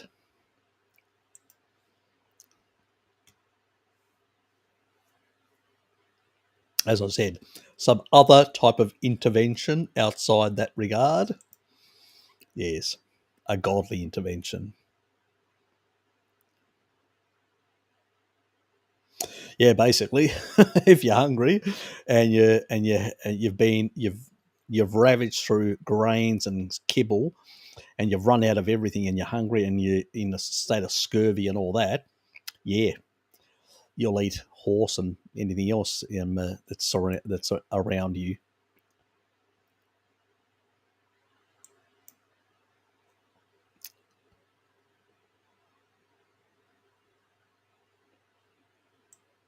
Or maybe an out of this world,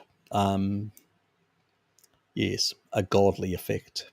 I remember the story the Persian emissary told the Ethiopian king that Persians ate grains and lived 70 years, and Ethiopian kings laughed and said that no wonder they live so short lives. There you go. Look, animal foods, as long as you survive infant mortality and the risks in that early childhood, yes, you could live very long life in that regard. Stop horsing around. Yeah. What did you say, DC?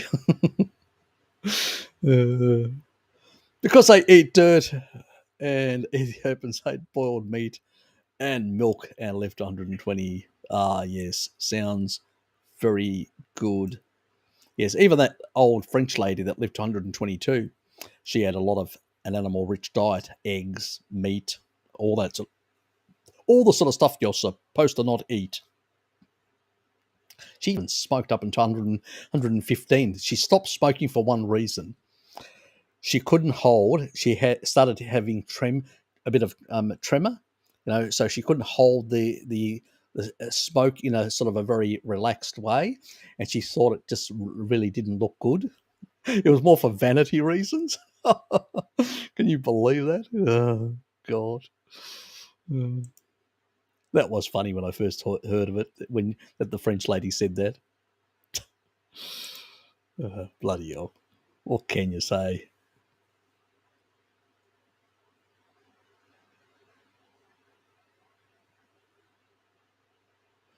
No, not in that. Not in that. This is a separate one. It comes out of San Francisco. So I have to look back into it. I've sort of forgot about it, neglected it. I need to go back and contact and find out. So Bifidobacterium infantis. Yes.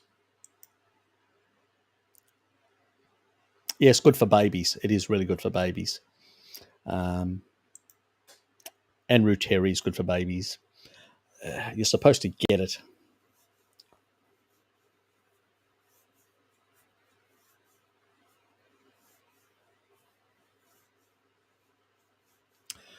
Cecile, it depends on the strains. There are specific strains, a bit like a Ruteri. Not all strains are the same. So, yes. I will be doing a video next month on it.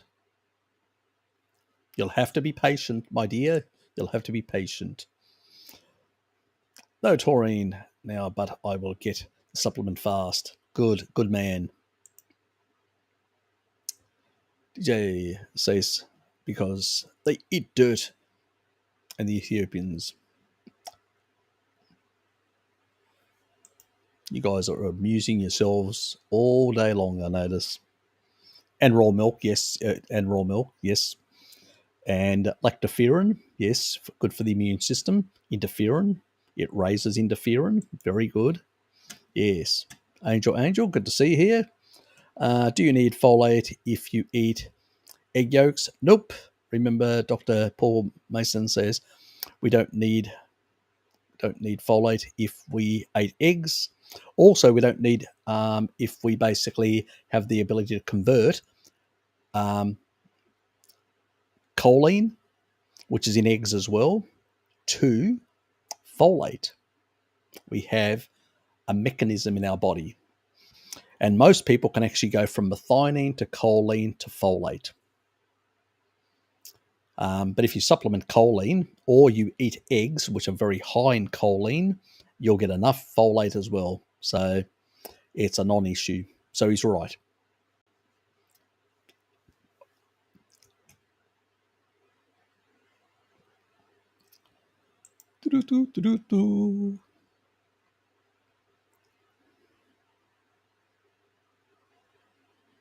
Physionic is a cockwomble. I have no idea who you're talking about. Is he a Vagoon, this guy? Never heard of him. Have you told Bart? Because he loves taking on having a go at Vagoons, new style Vagoons.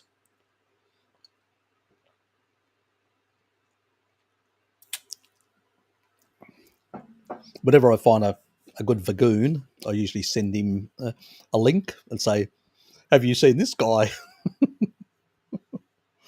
Yeah. I was the one that sent him all that software options to actually allow Ted to use the AI to basically, but apparently he couldn't get it to, yeah. Unfortunately, the technology is still in the early days. You know, he's got the links of the information, so maybe in a couple of years down the track, because you can actually speak into a microphone in this technology, and what it would do is it'll basically learn your voice and then can mimic your voice. But maybe, using a video file from this other guy wasn't able to mimic his voice for whatever reason. Maybe because it was an old recording with some hissing behind some noise, maybe. And I don't know. I don't know how he did it. So do not know. But yeah, it's still early days with some of this technology. It's a bit of a hit and miss, but ultimately you could use it to I think the scary point of this technology is it could be misused, where somebody could act as if they were, let's say, a president or some other politician or whatever, and make them say things that they don't really say. So it does have, there are risks with this technology as it matures. It's in the early days now, but also can be used. And I was hoping that Bart could actually get it to work for Ted, and we could actually get Ted to say whatever. You know, you could write him a whole script and have a comedy conversation with Ted with this technology, with the AI. But yes, still immature. One can only hope that in the future it matures and he's able to use. He'll probably then use Ted far more and even make his attack video even more comical and memorable. So anyway, so we can only hope that that improves. Yes. Yes, definitely. But all the way back there in antiquity. Yes, very much so. Wacky Grandma, you missed Wacky Toaster. He was here earlier. Good evening. Is baking is baking soda safe for brushing teeth or not? Thanks. Yeah, it's not going to cause any real harm or any of that. It can be useful for discoloration and stuff like that, so it has its purpose. I wouldn't go crazy using too much, like excessive amounts. But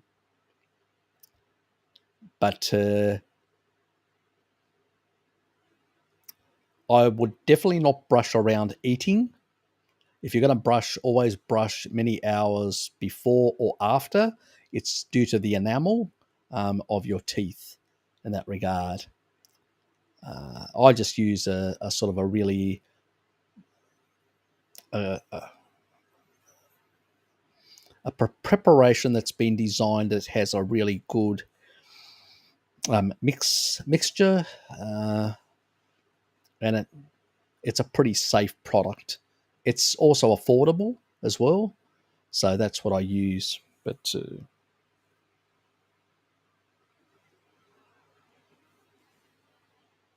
bloody hell, just getting a spider off my leg. Yes, decided to basically walk up my leg. Anyway,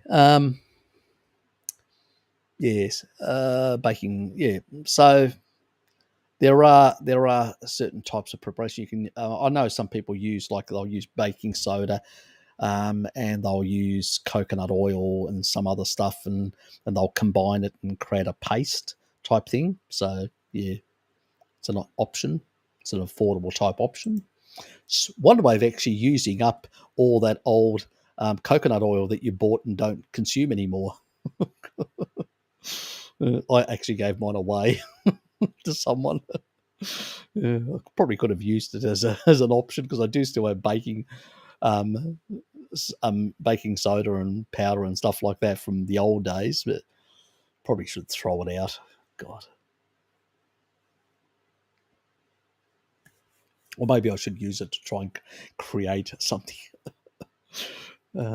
Yes. Maybe combine it with the ghee that I've got. Yeah, that'd be funny. Next time I'm talking to a mouse or a rat, I will inform them that saturated fat is bad and they should probably switch to eating Vagoon cheese instead. Obviously, yes. I hope you have a very firm discussion with that rat.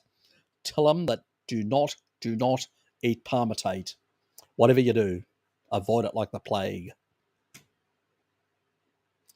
Yes. The reality is, even rats can tolerate some palmitate. So these guys were giving them excess amounts which they can't handle. But they do use some palmitate for structural material as well, like a lot of other mammals. So yeah, it's a bit. That's just more reductionist nonsense from that guy.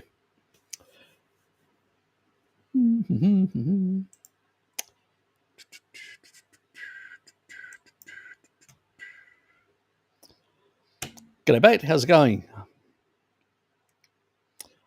So Jin's asking, I went back to the gym, been lifting for months, and then I gained 2 kilograms within a month without carbs. Exactly. Good for you.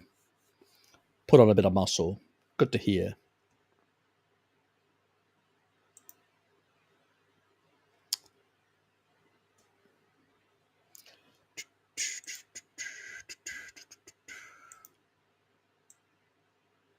Oops. Definitely. If you haven't seen my video on leucine, that even in a fasted state, if you add leucine in as what I call a dirty fast, you can actually improve your muscle protein synthesis, even without any protein or anything else, just leucine on its own in a fasted state. You should go and check my video. It's called Leucine, Harry Serpanos. Just do a search for it and you'll find it.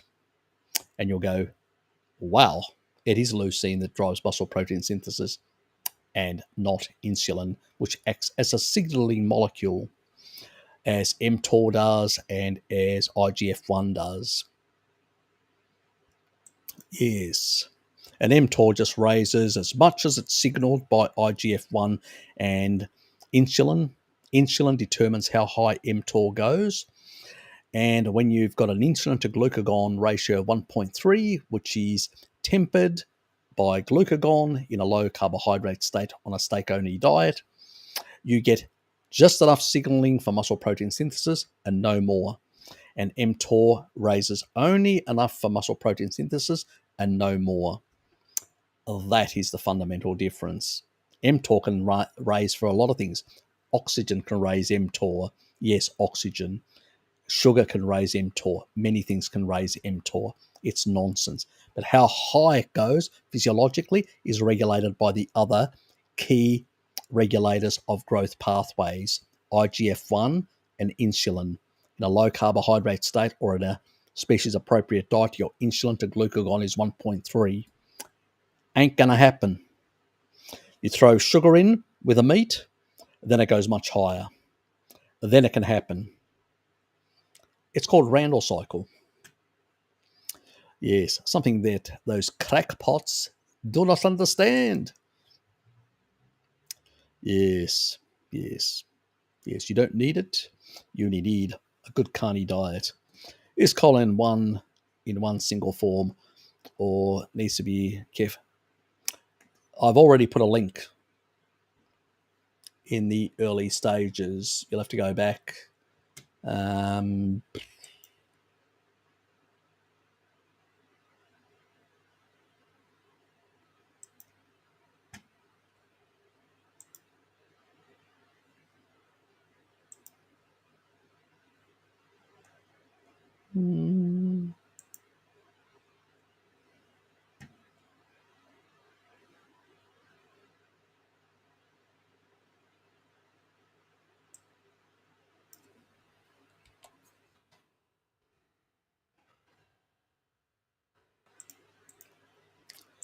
This is the choline on Amazon. So it's a powder, 1 or 2 grams.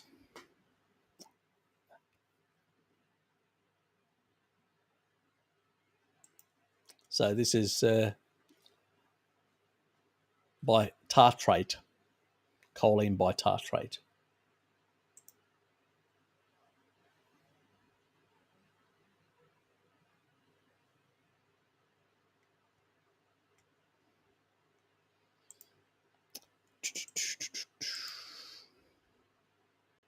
There it is.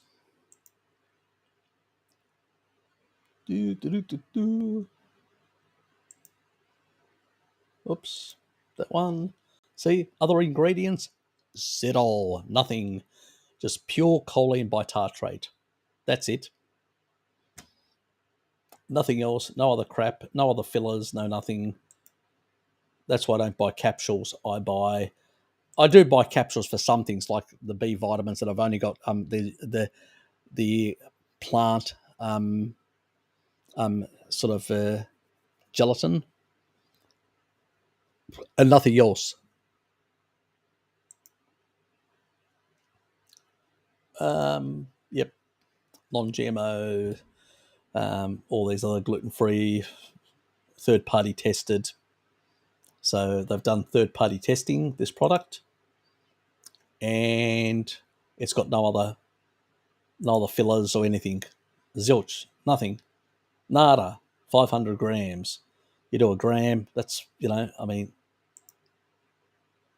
if you're doing two, you've got 500 there, and let's say you're doing,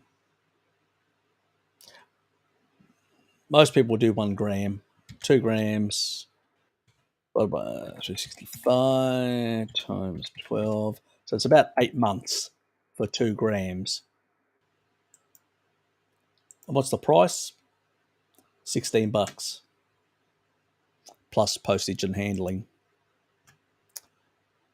So yes, well priced, fairly well decent product in that regard.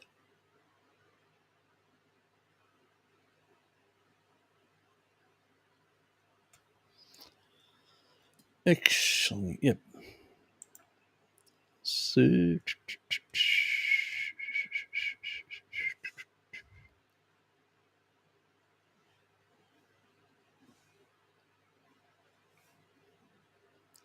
I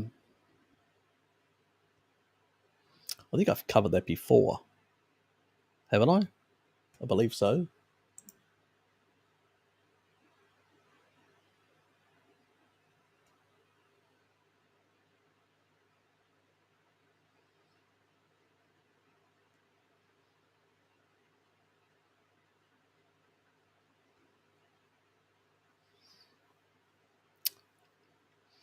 You got to be patient. You're not going to basically have things correcting themselves immediately.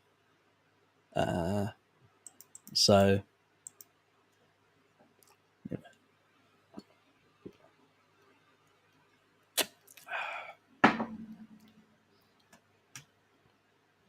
and I would say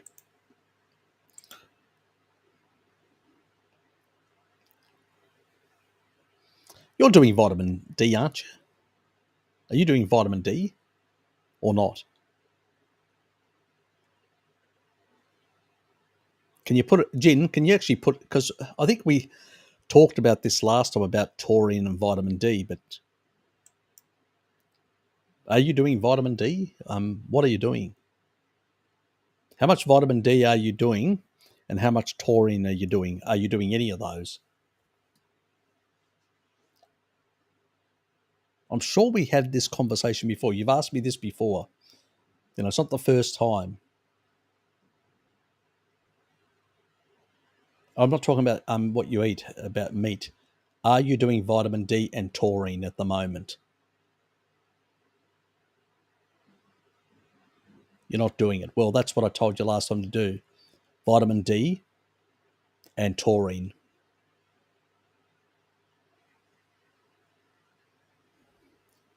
I'm sure I did.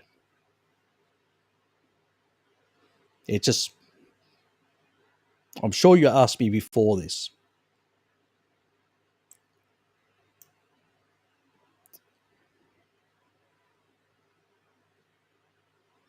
Well, I'll tell you a little secret. Somebody approached me today and told me that they had very poor, oh yes, I get a lot of sun as well, they say. And they checked their vitamin D levels and they were deficient. So just because you're getting out in the sun, you may still be deficient. So unless you actually check your vitamin D levels, I've got no idea. And now they're going to be doing mega doses, the person that I spoke to earlier today in the Zoom session, and they are basically going to go on much higher doses. So you just up your vitamin D, go to 10,000 IUs if you don't feel comfortable going higher. I would basically go 50,000 IUs for about a week, and then I would drop back down to 10,000 IUs. And I'd also take some minoquinone 4 at the same time, and I'd definitely take taurine at the same time as well. And I would keep on taking taurine at least 4 grams of taurine to improve everything. That's what I would do, Jin. So it's not going to resolve itself any other way. So otherwise you'll have that persistent problems.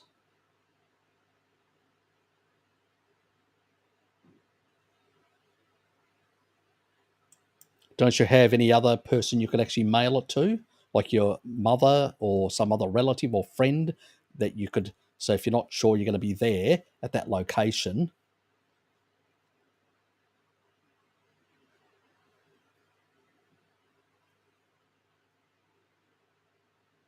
or as an easy way, a quicker way of actually getting taurine is basically going to a bodybuilder shop, where they sell bodybuilder. I'm trying to remember.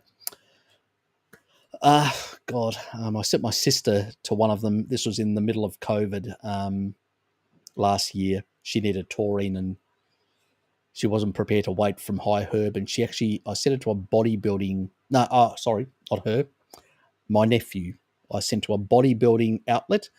I said where they sell supplements and all that. And he actually was able to get taurine from there. And another pharmacy, he was able to get 2,000 IUs of vitamin D because he couldn't find them higher. So, yeah. So you've got to get the stuff in. Yep. Anyway, yeah.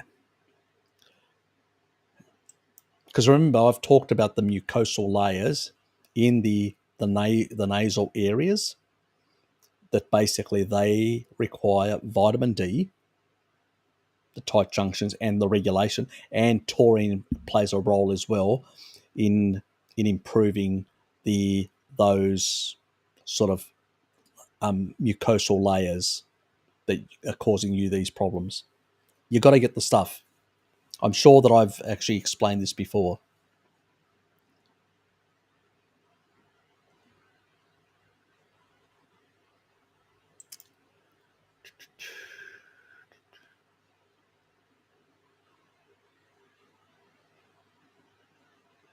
On Physionic, that's how we know about him. Did he? I must have been asleep or something. God, I thought I've seen all his attack videos. Really? Shit. Anyway, it must be brain fog. Better drink a bit of more kombucha to fix it.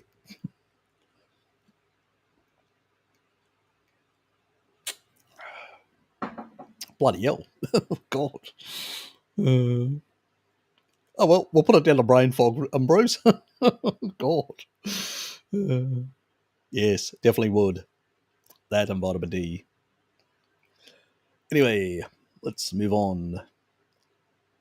I'm 100% sure that I actually mentioned to you. Sure. Yeah, anyway. Turo, how are you? Good to see you. What do you think about your tongue tells you about your health? If it's like really white coated, candida.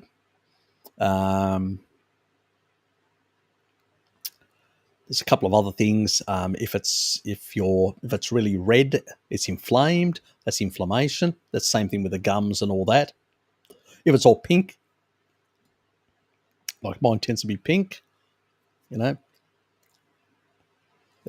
so not an issue.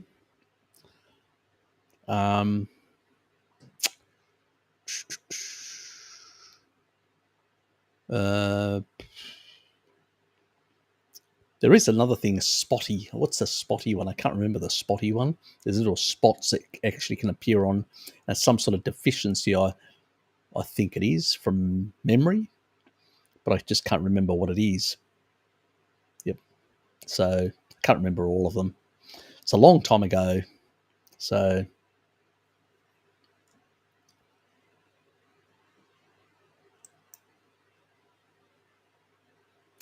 I'm fed up with my SIBO treatment and started carnivore on day 7 now, but I saw improvements from day 4 on, much less fermentation and a smaller tummy.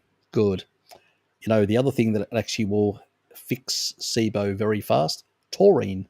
High doses of taurine supplementation will increase your stomach acidity, which will basically eliminate the bacteria in your stomach.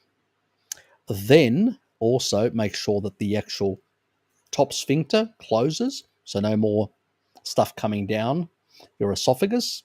Then the ones in the small intestine will be cleansed by bile properly, because the best bile that stays around the longest is the one made from taurine, not anything else. So, or some, glycine, but the best stuff is the stuff made from taurine, even in babies. That's why mother's milk has got shitloads of that. It's the way it cleanses the stomach and the small intestine and prevents any diseases entering a child's digestive system, which is still underdeveloped and still permeable at those early stages. Yes, that is why mummy gives the child shitloads. And that is why children who are breastfed and have good levels of taurine, because their mothers had good levels of taurine, not necessarily nowadays, unfortunately, those children do not end up on antibiotics treatments. Again, species inappropriate stuff can cause these problems. So taurine, yes, you've got to take taurine supplementation. There is a link. I did put it earlier here. You'll have to go back and find it. And in the chat window, which I talk about taurine from iHerb, which is the only one I do recommend, which is a very good quality one. But you actually can get that on Amazon as well if you search for it. So very important. And it will remodulate your gut as well. And you need also to suppress some of these pathogenic bacteria, the Reuteri, that brand. So if you Google my name and Reuteri or bacteria or lactobacillus or whatever, you'll find all the, and then you'll find the videos and you'll find the links there that will show you the links. But it's also, yes, it's the Gaia one on iHerb as well. Hold on, let's just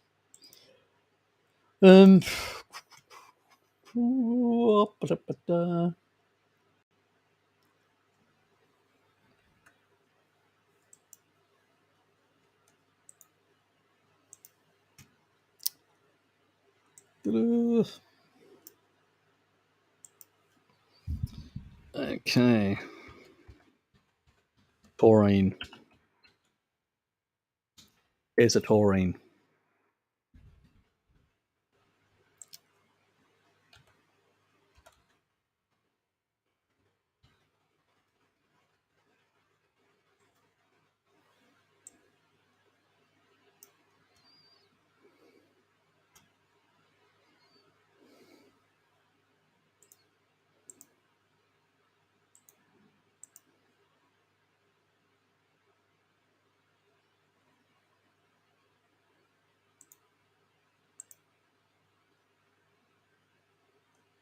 Yips, go away.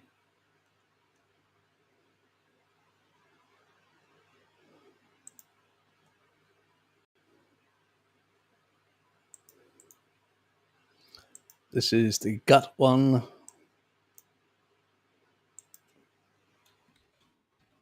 Gut, Reuteri.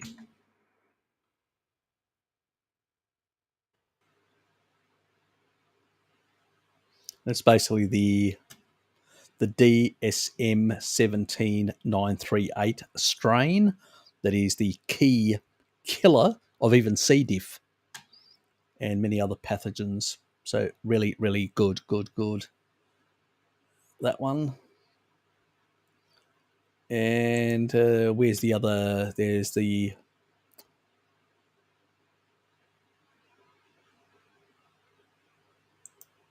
And then there's the teeth one. Yes. Gum and teeth. I'll just put teeth. Makes it easier. Don't have to type in as much. Here's a teeth one as well. Anyway. Yeah. Go back to your position. Anyway, got to have the splitter here. Yes. You know. Okay.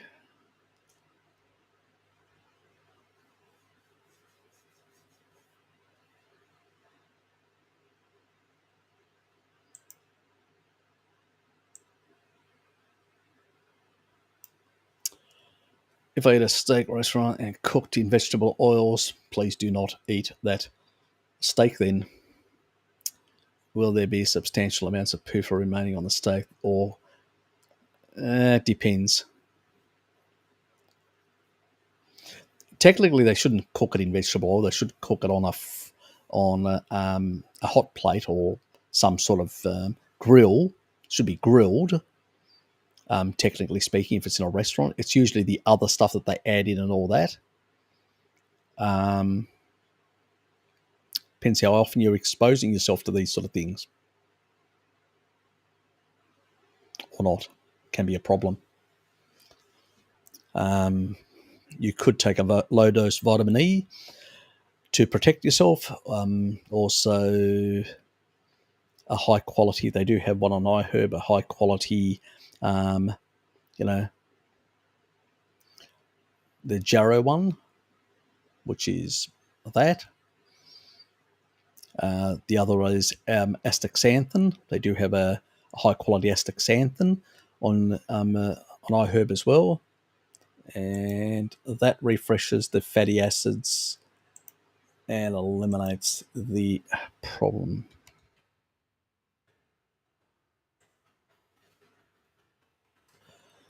The astaxanthin, which one is it?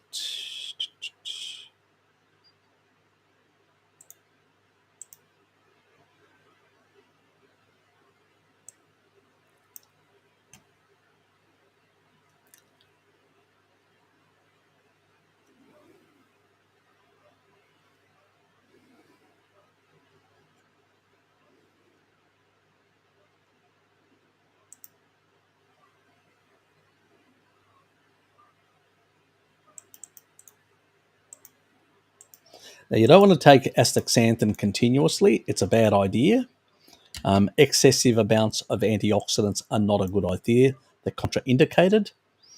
But if this is the one, when I actually go on holidays, and I know I'm going to go into some places where I may consume stuff which I shouldn't, and then I've used this astaxanthin, and it usually stays in your system for about 2 or 3 days. So I usually only have one for 2 or 3 days.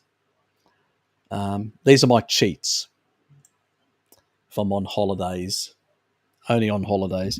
I usually don't go to many restaurants while I'm at home, for the simple reason I don't want to expose myself too much to this shit.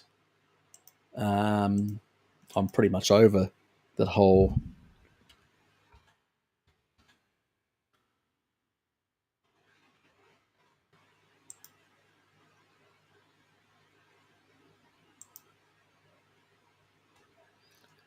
And this is the low dose vitamin E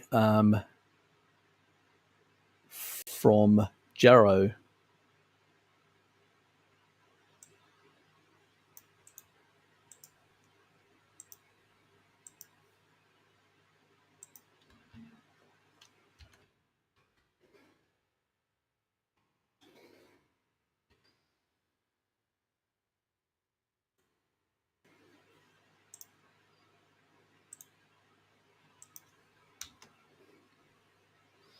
As I said, it's not good to supplement too many of these antioxidants, but for short-term periods, for specific circumstances, yes, probably not a bad idea. You might have histamine problems from fermented. check with Dr. Ben Lynch. Histamines are not a problem. I eat a lot of cured meats. I used to have histamine problems and all that. Taurine fixed it. Taurine breaks down histamines. Taurine actually suppresses histamines inside the enteric system. Yes, taurine. So if you get enough, you eventually eliminate the problem, and then the rest from the animal foods, not overcooking them, keeps the problem at bay for the rest of your life. You do not need any naturopathic interventions, believe me. They cause more problems and more derangements than you can poke a stick at. So don't bother. Stick to what is indicated species appropriately, and that's taurine. Eating meats and seafood that have got taurine. That's a video that I still haven't made.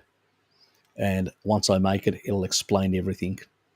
And you'll no longer fall for the crackpot explanations that other people give you.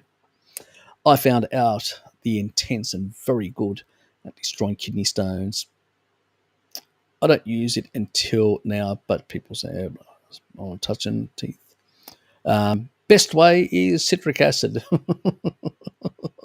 It's best way, or basically avoid oxalates.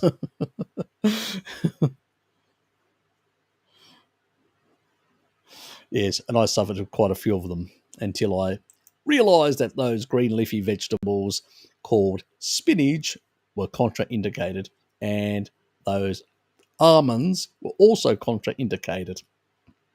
Ah, those lovely keto days.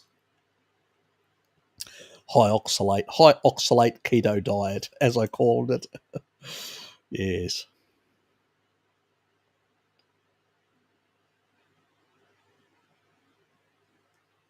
Yeah, there's a lot of things that can actually cause certain derangements of the gut microbiome. That is why, an important regulator of the elements that play a big role in the gut is taurine. Anyway, let's move on. If you're not eating cheese and something, I eat a lot of aged meats, shitloads of them. Don't have a problem at all. And aged cheeses, I mean months old, they stink to high heaven, and they're raw and stinking, and they are loaded and loaded with histamines. Not a problem.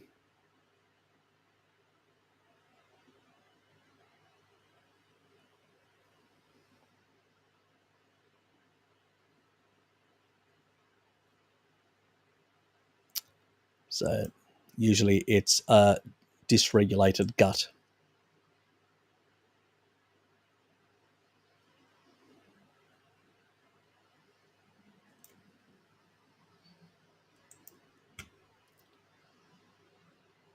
I like her. Don't get me wrong. And I don't know exactly what she's actually said. I probably should go on and actually listen to what she actually said. But if she's actually, I think she's missing a few important facets that regulate the gut. And if you ignore those facets, then you're just chasing your tail around with supplements, which our ancestors never did. They just ate a species appropriate diet and didn't have these problems. All we have to do is eat some of these substances in much larger amounts to re-regulate things, and then we can go back to normality and not have a problem with histamines and enjoy aged, rotting food like our ancestors did. That's why we have very low pH to eat fermented stuff. The Inuit just throw fish in a corner, put hummus on top of it, a whole lot of snow or ice, and allow it to ferment. That's high histamine foods. Our ancestors have been doing it. It's good probiotics, so it's just becomes a problem in the modern era because of species inappropriateness for a very long time. And the solutions are just band-aid solutions. They don't fix the problem of re-regulating the gut, which is really important.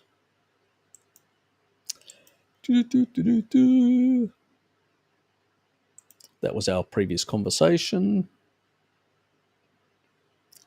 Dom, good to see you, mate.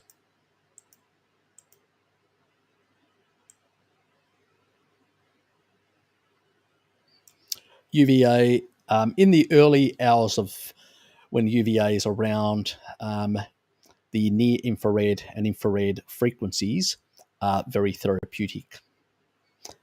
They actually improve healing. So, yes, get out there in the early hours as the dawn and dusk periods. Really important. And enjoy those times. If you can sit outdoors in the evening, in the early evenings, unlike me sitting in front of a screen with blue blocking glasses, yes, there's good benefit. Let's put it that way. Fair enough, mate. I understand. Yes. Crazy. The sort of time frames, yeah. I've worked on the weekends, like overtime and stuff like that, because we had to, because there was just things had to be done, special projects, and things were on a time frame because they'd been paid, so they had to be done. So you're welcome. Dave, my mate, are you in that lovely... Oh, hold on. Good morning, Harry, and everyone. Relatively free now in the kingdom of Boris. Good to hear. But Spain still insists on Jabba, so return to Barcelona sadly on hold. Damn.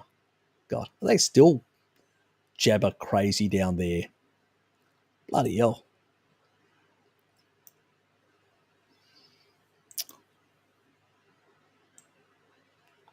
Good reason to declare to basically...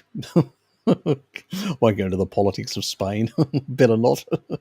Just to be on the safe side. Sorry, Dave. I'm in Barcelona myself, but unvaccinated. It's so hard to get out of here for now. You're locked in. He can't get it. He can't get back home. Oh, bloody hell. Yep. Oh, crazy. Good for you, David. Good for you. When I'm invited for a meal, I don't want endless discussions. I will eat the meat only. I thought of inventing a gut disease so that I don't have to eat plants. Which disease would fit for that? Just tell them you've got diverticulitis and you're very sensitive to fibre. There you go. There's your solution. I can only eat, basically, but I don't like potatoes. I can only eat spuds and, stuff like that. And so there's no zucchini here or stuff like that, which I usually have. So since I don't have that, I'm just going to stick to a steak. There you go. There's your excuse. You got diverticulitis. May work, it may not. G'day, John.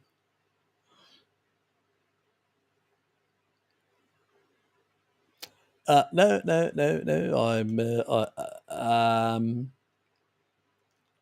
What I recommend is I've actually already put it up a couple of times now.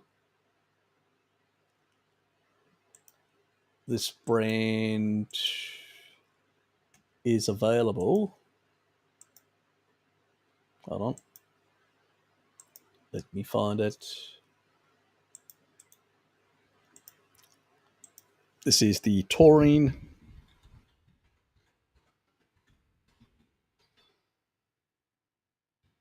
on iHerb and on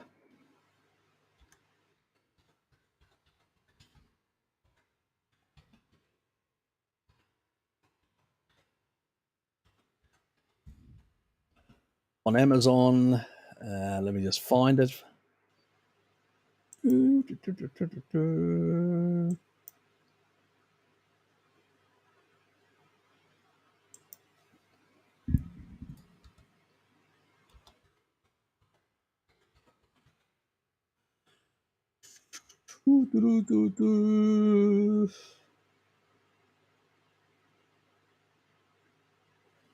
it is.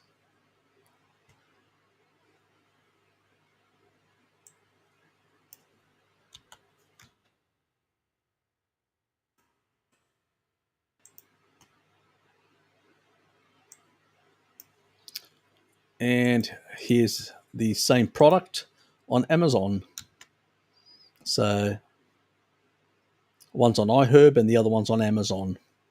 It's the same product. That's the only one. It's a really good quality one. That's the only one I recommend. So if people don't want to get that and they want to get something else, that's their business. I don't care. That's the only one I'll recommend. That's the one I use. Period.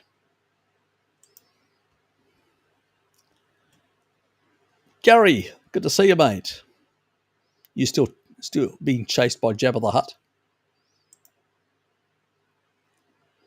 Source of K2, I'm thinking choose like ham, dried sausage, and so on. Any ideas? Cheese, brie, camembert, Gouda, great sauces. Liver, like chicken pate. Chicken pate has got much higher than other livers. Chicken, any bird, and I'm not talking about the two-legged ones here, my dear friend. Focus. Any bird out there which is descended from, obviously from a dinosaur, has the highest levels of vitamin K2. I think the ostrich and not sure, is the ostrich or the emu? I think it may be the emu that actually just outdoes the ostrich on the amount of K2. So, birds basically are very high. Chickens, ducks, geese, all those are much higher in K2 as meat sources than any other animal around. So really good sources. So it's good to get a bit of bird into your occasionally through the week. Put a smile on your face.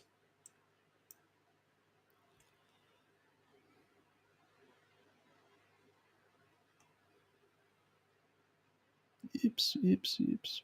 Rotate. Chef's cooked steak in the pan. It's almost like swallow frying. yeah, can be a problem. Unfortunately, nowadays, veg oils. Even when they grill steaks, they brush veg oil. Yeah, I know. Look, it's a problem. I usually tell them, and this is how I get my steaks. I usually say, look, I don't want additional oils. I don't want anything. I just want it, and I want it rare, and I don't want any the taste. And they usually don't. And if they do, I never go back. So because I know what it tastes like. And if it's oily like that, I'll take it back to the counter and say, no thanks, I did specify.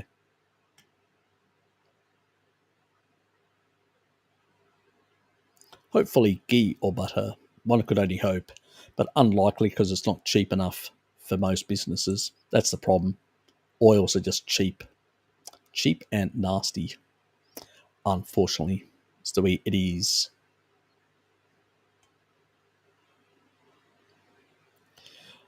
I don't give a shit.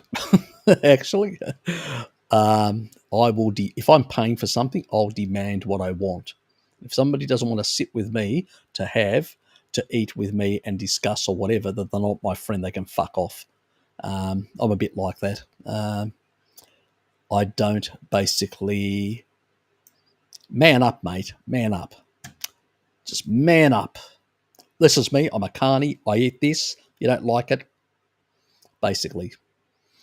You don't need to excuse or explain yourself to other people.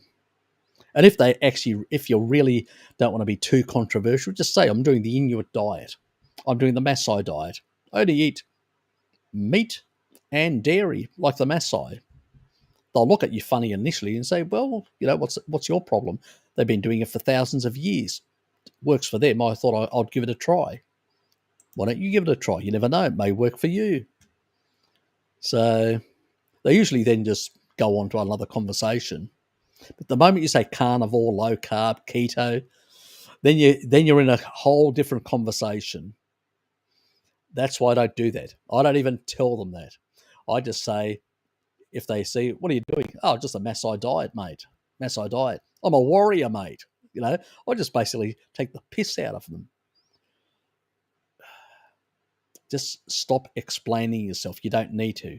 What you put in your body is your fucking business and nobody else's. Simple as that. Thanks, Harry. I have what they call cartographic tongue, or license as we call it. Maybe unhealthy, but I don't know what caused it. Maybe I take by Gale Prudentis. It's maybe good for teeth, Tata. Ah, yes. It improves your general oral microbiome, and that's the key thing. Yes. Plan to travel for several months after the pandemic. And what pandemic? Oh, you mean that one? And trying to find ways to counteract the PUFA so common in restaurant foods, unfortunately. Yeah. Those are your two things. Don't take too much astaxanthin because it actually builds up in your skin. Not a good thing. So if you'll basically consider you've been exposed to quite a bit, it usually should clear out of your system within 3 days. So usually take one astaxanthin and leave it at that for 3 days. The Jarrow, take it every day. The low dose vitamin E, every single bloody day. You need to electron donor, and you need the astaxanthin to refresh the fatty acids, to rebuild the structures from the damage. Now, obviously, you're not going to get rid of the deuterium. That's a problem. But if you're out in the sun and all that, you're still reducing some deuterium levels that are coming from the oxidized PUFA. But you can't have everything. You got to mitigate as much as you can.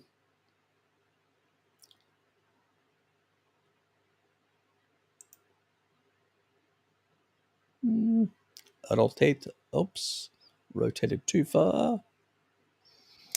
Air fryers, Harry, cooking meat and air fryers, is it okay? I don't use one. If it's stainless steel, yes. If it's not, if it's plastic based, other sort of stuff in there, other chemical crap or materials, definitely not. Highly xenoestrogenic and other problems in terms of toxins, not good for your body long term. But if it's made from stainless steel, everything is, the cooking stuff and all that, it's probably fine. Not a problem. But yes, if you're going to get one, get a proper one with just stainless steel. It does cost a bit extra, but better for your body long term. Dom, that's only when they're on all fours. Dom, only when they're on all fours. Even rich in the KW birds, I believe. Yes, they are. Couldn't help myself. You know me, Dom. One-legged bird. You're going for the cripples, are you? DJ projectors. God. Oh, mate. Last time I travelled for several months, I had many health issues in the end from the restaurant foods, gallbladder, insulin resistance, even a big lipoma on the neck. I ate a mixed diet through. Yeah, exactly. Yes. Too many issues. Yes, I know. I actually, when I was because I was in Greece for a period and a few other countries, when I did this back years, I did a 6-month period, half a year on holidays. Taking a big stout of my long service leave and a large part of my accumulated leave, and I went for a long, long break for 6 months. I enjoyed myself very much, though. But I know I did the same things. And back then, I wasn't on a mixed diet like everyone else and stuff like that. But I did actually take a vitamin E supplement for a while, and then I sort of abandoned that, and I did a vitamin C for a while, and abandoned that eventually. But yeah, I tried to take a few things to mitigate, but really, it was. I know what you mean. I probably wasn't as healthy since I sort of left. The only good thing is I did do some cycling and other things, and that probably was depleting my glycogen and keeping me probably not perfectly insulin sensitive, but at least I didn't. At the end of the holiday after 6 months, I'd only, weight wise, I wasn't too much different from when I actually left. So, and that's probably because I love cycling, and I just cycled around places to just, slow speed, just going around. Sometimes I go like a bat out of hell fast, but just cycling around, stopping, seeing things, scenery. So I don't need to use a bike if I have to go long distances, but if I'm just going short distances and stuff like that, yeah, I just cycle around. It's pretty easy through Asia. You can just cycle and whiz through the traffic and all that. Eastern Europe wasn't too bad. On the Greek islands, it's pretty easy to cycle around. I ordered a bike. Actually, the funny thing is, I buy a bike in every city and then I just abandon it. I give it to someone as I'm leaving. You can have this. Go. The one in Greece, I actually did leave it with family with my nephew, so I gave it to him and then left. So yes. And I was pretty lucky. I couldn't believe how efficient it was. I actually ordered it. This was right smack in the season in August, because we'd gone around the Peloponnese and then came back, and then I went over to Milos where my sister was. Now she's in Australia, my younger sister, and we got there, and it was just, as people leaving Athens and stuff like that, because Athens was just emptied, And luckily, I checked online. I couldn't find a company that actually sold bicycles, and I'm just searching and searching. And then I found one company, and I called them up, and they actually were available. They said, "You're lucky. We're just leaving tomorrow." I can't remember which island they were going to, so they were on holidays as well. They were shutting up, and so what they did was they took the bike down to the waterfront. They put it on the boat for Milos, sent it to me while they were getting on a different boat to go to their island. So it was really nice. And so basically, the next day from my phone call, because they were leaving on the day after, in the evening, it was in the afternoonish, they'd actually got to the port. My brother-in-law got contact of it, called my sister. My sister called me, and basically I got them to deliver it up to my brother-in-law's. And then, basically just had to connect a few things. And then I had a bicycle on the island, which was fantastic. I had fun cycling all over the island. So I had my little nephew. He was tiny then. He was, quite a young little fella. I think he was about 11, or he was a young fella, and he occasionally came riding with me a few of the short distances. But then I sort of ventured further on. It followed and said, "Uncle, I'm not going any further." And I said, "You go home. I'm going to go far further." So I did venture and went throughout the whole island. I actually went to the northeast part. East.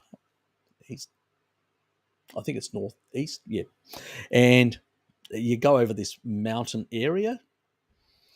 And when you're coming back, I didn't realize it was like 10 degrees inclination, and then it went to 45 degrees, which was a bit easier. But by the time I got to the top, I literally was on the ground trying to breathe.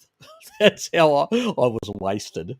I called my sister and said, she said, "Where are you?" I said, "I'm on the top." She said, "You went where?" I can't even remember the name of the place now. But he said, "Are you crazy?"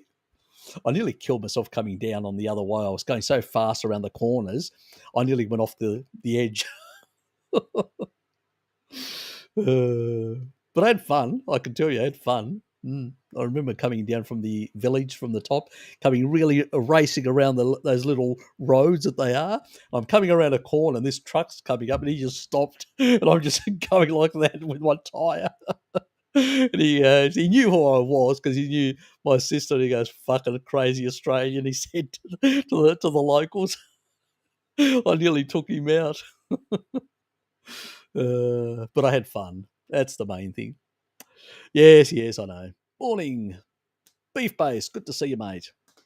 Someone mentioned in my recent painful diarrhea could be something to do with liver emptying excess vitamin A. That depends. Have you actually done any tests? And he mentioned butyric acid. I'm long thinking taurine was causing. No, taurine won't cause it at all. Why would it cause it? What's the mechanism? Not at all. Taurine actually sorts things out and regulates things, not the cause of things. It's the corrector of things. If you've got problems with your liver, that's a different thing altogether. That requires both taurine, milk thistle, choline to heal the liver. The liver actually gets healed if it's got fibrosis by taurine. But are we drinking much alcohol, mate? That can damage things as well. Drop me a line. Tell me exactly what you've been eating, drinking, and other things that you're doing precisely and honestly. And then I can give you an honest reply and what supplements and other things you're doing and what dosages and everything else. And what you were doing before you did and how long you've been doing carnivore and stuff like that. I need details to diagnose. I tell them I like it or lump it exactly. I'm pretty much exactly the same way. They don't like it, bugger off. Yeah, they could. They could, but they usually have contracts with certain companies, suppliers, to get certain things. So it's a bit like that, unfortunately.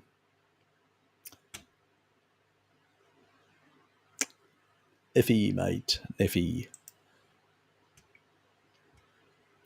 I think that was the remark that I made earlier, wasn't it, Dom? You should know me by now.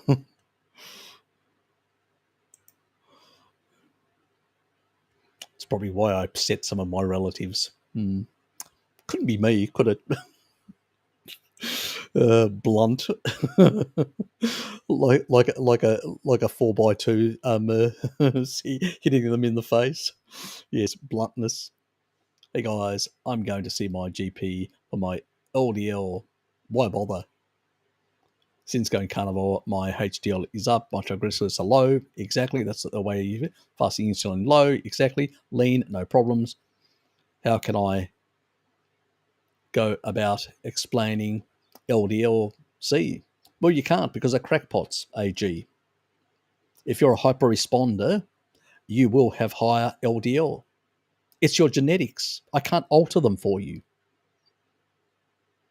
They can't change them.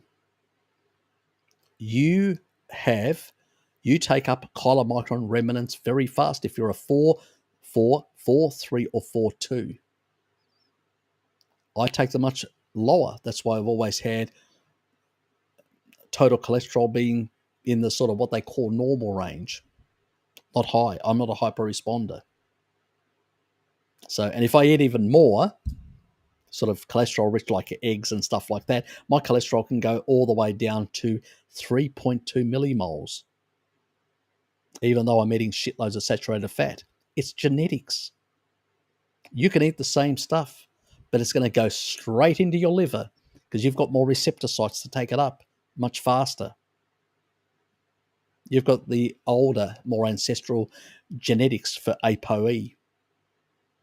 You can't change your genetics. Just because they're crackpots, just ignore it. You take it up, the whole total temp. I can give you exactly the same meal. We can have two people identical, the same size, the same, body composition, everything the same, but different genetics, ApoE. One will take it, so we'll eat 10 units, as 100 units, let's say, of that. 70 are in the chylomicrons, and 30 are in VLDL, IDL, LDL that have come out of the liver and re-exported. And then somebody else has got a different genetics. They take rapidly, and they've only got 30 in chylomicron and 70 in the VLDL, LDL, and all that. It's the same amount. It's just in different packages, in different lipoproteins. It's in different boats that are moving around energy. Your genetics. That's what you've got. You can't reverse your genetics. It's bizarre, but that's the reality. So, you determine what goes into your body, not them. And if they don't like it, find another doctor. If they don't like it, just ignore them. I do.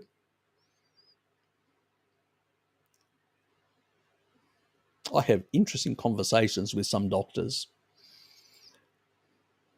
But then again, they try. I usually have conversations about some of the studies, and I'm pretty good at arguing with them. And so it does help. And they realize that when I start mentioning certain things and they go, this guy knows his shit, and they shut the fuck up very quickly and don't bother me at all. Except that one young cardiologist I should have punched. But anyway, that's a different situation. Very disrespectful little turd. Anyway. Sonia, if it's bedtime, you better tuck yourself in, my dear. Tuck yourself in. Yes. It's a beautiful place. Yeah, pretty much they'll use olive oil, or they will, especially in the villages. If you go to the villages and small islands and stuff like that, they'll be using olive oil and stuff like that. They'll be using other things. The cities, there it can be a problem because there's a lot of so-called, we've got a Greek fast food sort of culture as well, like Goodies, which is like the equivalent McDonald's and stuff like that, and they use seed oils from the big companies. So Athens is probably not the best place to go to a restaurant. In smaller towns, villages, and areas that are on islanders and all that, they tend to basically have local producers of olive oil. Some of the actual restaurants actually produce their own olive oil. And so while olive oil is not the best, it's a hell of a lot safer than the other shit. So yeah, there are advantages. But in Athens, unfortunately, the big food chains, you won't find like a lot of McDonald's or stuff like that outside Athens. It's really Athens, but that's where half the population of Greece lives. I usually say to people, go and see the ruins in Athens and go to the old, like Blaka, the restaurants which are just below the Parthenon. Those ones you can still find traditional restaurants there that still do a lot of what they call grill restaurants. They basically don't use oils, they grill everything. They basically cook it over the coal and stuff like that. Very traditional. So they're called psistaries, which is like this, like the trident of Poseidon. That letter, if you see a letter like that starting in a restaurant, that is a psistaria, which is basically a griller, a place that grills meats and stuff like that, and makes a few salads and stuff like that. Now, the dressing usually is olive oil in these places, so you don't really have a problem. But don't buy chips because they usually fry them in seed oils. Just say, I don't want any chips, just salad and that, and olive oil dressing, and you'll be fine in that regard. And you just don't eat the salad and stuff, you just eat the meat and don't worry about it. Anyway.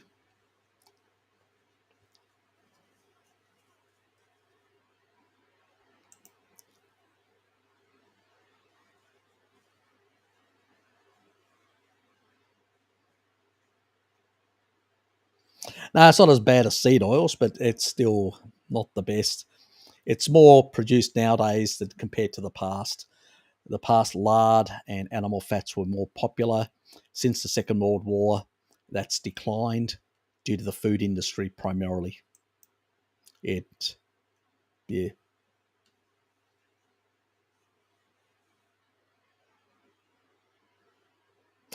No idea, no idea. I know she actually takes some meals, like she actually sells certain meals, prepared meals and stuff like that, from a company that produces these ketogenic type meals and low carb meals that she sells as well. And I think she does take some of those products with her. But generally speaking, a lot of the areas that she goes around the world tend to be in Africa and other places like that, and they are less exposed to seed oils. So they still have a lot of cooked meats in a very traditional way and stuff like that. So yeah, you're less exposed. And in Southeast Asia, for instance, it's pretty good because there it's all palm oil and coconut oil. Yeah, there's no seed oils because it's a big industry, and the governments keep out the foreign oils because they don't want their own industry affected. So it's pretty much palm oil, and they're all saturated fat oils. So they're basically fairly safe in comparison. Yeah. Koreans usually, that's one thing. Koreans usually, all their junk food, processed food, has coconut oil and palm oil from Indonesia in Korea. So any junk food in Korea, obviously still Randall cycle and all that, but it's not going to be seed oil based. In Japan, it's a mix. It's a real mix. You don't know what you're getting. It's usually a mix between, they do buy some Southeast Asian oils. It's like coconut oil, palm oil, but they do also buy, because of trade agreements with the US, they still do buy some corn oil and canola oil and stuff like that, and they mix it all together.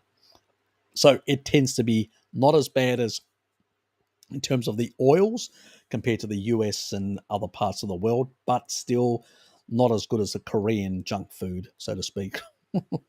If there is a thing like quality junk food, the Koreans probably make the best quality junk food. Yeah. Now, why would Harry know all this? Because he used to do a lot of traveling as well, and it still does. Hopefully, when all this bullshit blows over, I can go back to doing a lot of traveling again. Anyway, it was very painful spasm with gas and bile. Ugh. I'd say it sounds like a gallbladder issue, mate. Sounds like a gallbladder issue. Not, I would bet my bottom dollar that you've got a gallbladder issue.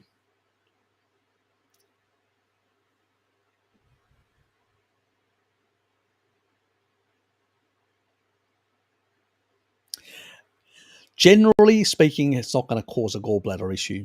Gallbladder issue takes many, many years to establish and can take a certain length of time to clear out as well. So, anyway, thank you, Russian Goose.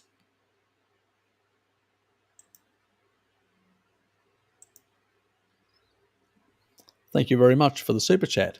Appreciate it. Thanks for your support. Now, let me find my location.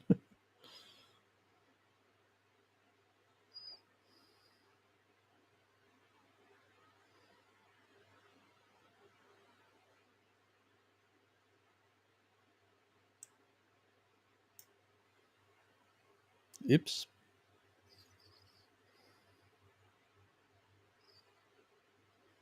Yeah, they're pretty good. They're enjoyable. If other things, my other plans, Southeast Asia, don't work out in the long run, I may end up retiring back on one of the Greek islands myself. So, and then I'll be able to come out with, I'll wear some traditional outfit and go, yeah, honey from Greece. I'll even put on an accent for you occasionally. Got to have a bit of comedy.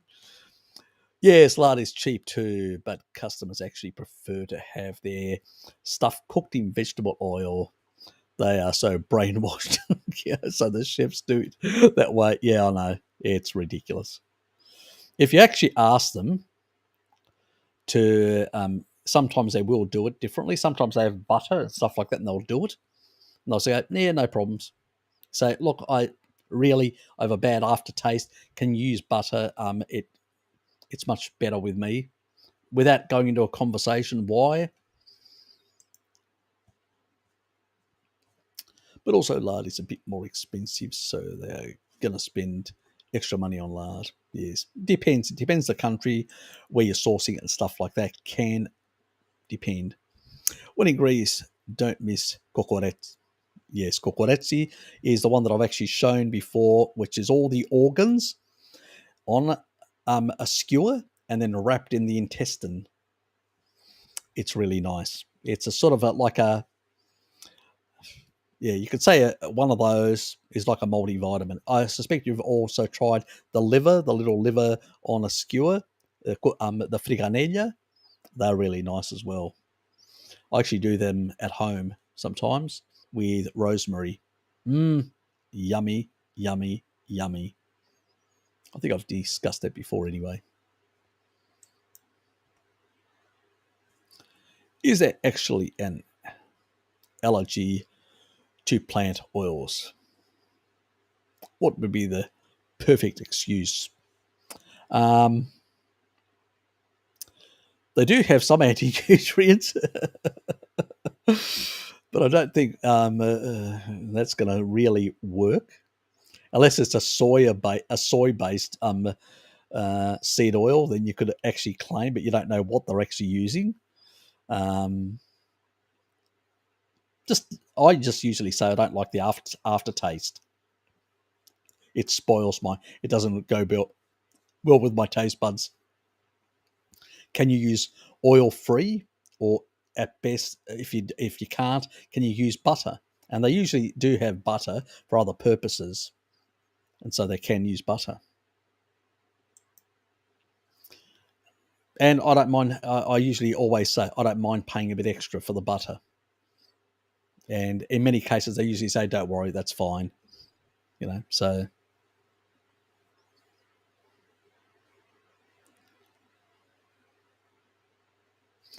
okay, yep. Yeah, you'll find it in southern Albania because there was always southern Albania where there was a big Greek population there as well. On the west coast of Greece, very popular, very popular. It's the area that I come from. It's like organ meat paradise, um, in a sense.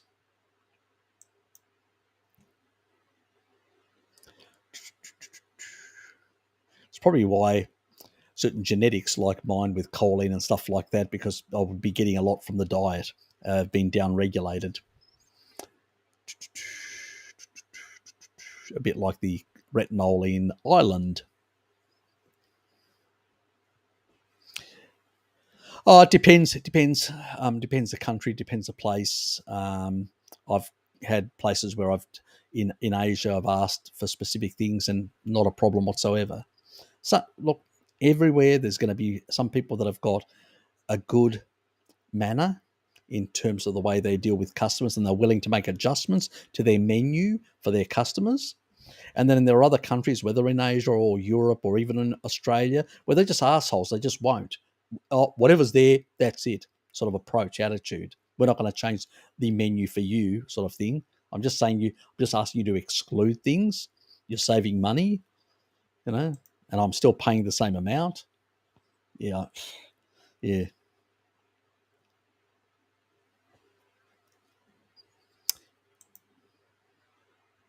Can be a bit on the weird sides, the way some people respond. We don't use palm oil anymore for junk foods. It's all veg oil. When I was a kid, it used to be with palm oil. Okay, depends on the country. You're in Korea, aren't you? Have they actually stopped using palm oil? I thought they were still using palm oil. They were a couple of years back.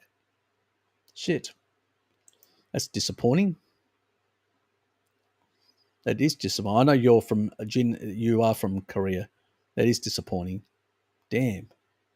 Bloody hell. There must have been pressure from the Americans on the trade front, and they switched oil producers. Damn. I haven't touched alcohol for years. Sorry, Harry, but we've already talked about this. I'm on. Yeah, you are. Okay. Yep. You said taurine may decrease my body's ability to excrete lithium. Exactly. It may be an extreme dumping. Yeah, it could be. Yep, could be. Yeah, that's a different thing. Oh, yeah, that's right. Look, beef based. You got to explain the reason for things because I can't remember. I deal with shitloads of people. I've got about 137 emails to deal with. Still, I've got a massive backlog. With the new acquired multiple new subscribers, my levels have sort of gone through the roof in terms of the amount of emails that I'm getting. I've only got so much time that I can deal with a lot of things, and I just can't keep track of everything. That's why I always ask people when they're getting back to me or the first time they give me a bit of a rundown. Yeah, you will. I did a video. You will basically retain more lithium. What you can do is you can basically get your doctor to reduce your lithium dose and then play around until you find a level where ultimately you can come off lithium and use taurine, which can do similar things. You know, Amber O'Hearn, she does a carnivore diet that has her meats are less cooked, are more raw, and stuff like that. And so without knowing, she's getting more taurine. And that taurine is basically sorting a lot of things out where she doesn't need these sort of interventions and all that. But I'm not saying going hard. I'm saying basically work with a physician, increase your taurine, and get them to reduce your lithium, adjust it. So because then you can get the benefits of both in that regard. Because there are certain things like issues with your gallbladder and stuff like that. I can't fix it without taurine. There is no other way. Simple as that. So you have to decide which way you're going to go. Are you going to basically persist with a gallbladder issue, or you're going to basically alter getting the dosages sorted and eventually weaning yourself off lithium completely and using taurine, which does the same thing. It actually calms you down. It increases GABA. It calms you down. It does similar things, but it does them in a more regulatory way, in a more proper way, without deranging your body, without a blunt. Lithium is a blunt instrument compared to taurine, which is a much softer instrument to adjust these sort of pathways. So keep that in mind. And we still get some lithium from the diet, we all, so it's sort of a non-issue. But you're not going to basically fix your gallbladder any other way. There is no other way. Unless you emulsify the bile. See, if you're without a problem, you're on an ancestral diet, you wouldn't even be using lithium, let alone requiring a lot of taurine to emulsify. You've got a problem now that you need to fix, and that requires higher doses. But the problem is then you retain too much lithium, and then you have an overdose of lithium, which causes other problems for you neurologically. That's what that video was that I made specifically for people like you and people with blood pressure issues. So, and I attach it to everyone that I talk about taurine, so people know about those circumstances, because those are the two conditions. But I can't come up with any other solution outside that to deal with.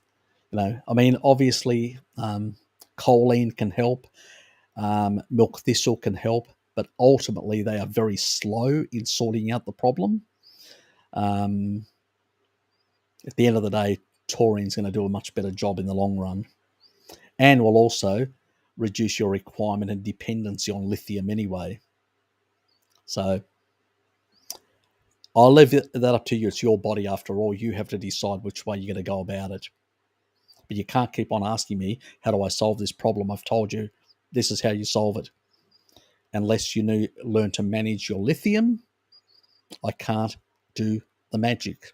because it requires something which, if you take it in high doses, it's going to create a lithium retention. You can't excrete it fast enough, and that can create problems for you, neurological. It's like people on blood pressure meds. They need to bring down their blood pressure meds, get off them completely, and just up their taurine levels and normalize that, and over time get rid of the carbs, and get more species appropriate. And then they won't have to worry at all even about blood pressure issues. Retiring to Greece Islands. Can't fault that. Sounds like a master plan. Yes, it's plan C. I've got plan A, plan B, plan C, and a plan D. So I've got 4 plans. Most of the core elements are there, is the same, identical for all plans. Those four locations on the planet.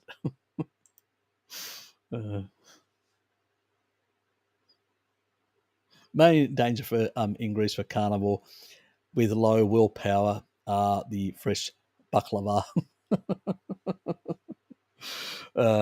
Yes, it can be a problem. I'm more of a savoury person, so I can avoid them. It's not a big issue for me. But I know what you mean. I know many carnivores or many low carbers who have fallen off the wagon. Even my sister, younger sister, while in Greece, and baklava and things like that. Yes, yes, the honey stuff. Yes, I would join you if you will be doing Greek island hopping, Harry. Maybe others here will do. Would be fine thing to meet a person. Saladino does meetings in Costa Rica too. What he can, we can. Yeah, that's true. Oh, look, once in 5 years' time, I'm going to be retired, and when I find a place that I actually want to retire in the sun, I don't want to be in Tasmania. It's too damn cold in winter. I want to be somewhere nice. I want to be able to go out. I don't want to have to take vitamin D. I want to be able to go out in the sun and just enjoy the sun, get my vitamin D dose, cycle around, do my thing, and enjoy things. And probably run my father was in, once he switched away from Boilermaker welding, he got into small business. And I wouldn't mind actually starting up a bit of a small business. You got to do something. You can't just stop doing nothing. But have something like that. Plus, I'll still have my YouTube thing, obviously. I do enjoy it. Hopefully, I'm still enjoying it in 5 years' time. And on top of that, there's always the option of creating a place where people can turn up and just, stuff like that. I've thought of even a wellness centre, longevity type wellness centre, biohacking and stuff like that. I've thought about it. I don't know whether I'm going to do something like that or not. The options, I've always sort of felt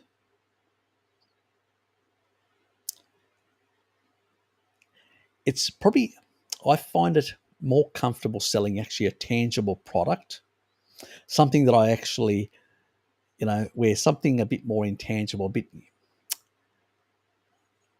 like a service type thing. It's a different thing altogether. It probably doesn't, transacting, come, you buy this product, I give it to you, you go away, that's done. I find that much easier than rather sort of these long, it's a relational transaction. I prefer having my relationships which are non-money based at all, if you know what I mean, Stefan. And so I'll probably still do some sort of stuff, maybe some consultancies by then, keeping it to that level. Whatever I've done now is more for people in very difficult circumstances, where I've done the occasional free consultancy and gone through people's medical history and stuff like that. And yeah, but at future date, maybe I'll do something like that and keep it at that level. Um, who knows? Depending on where I'm at, which part of the country, maybe even island hopping. People come over, we'll just go around and actually, see islands. Maybe even look at some sort of carnival based or a different type of restaurant. That's an option. You're only going to be basically in the summer period, 3 months. You're running it, and then yeah, then you just go on holidays to other countries. So you run it for half the year in Greece.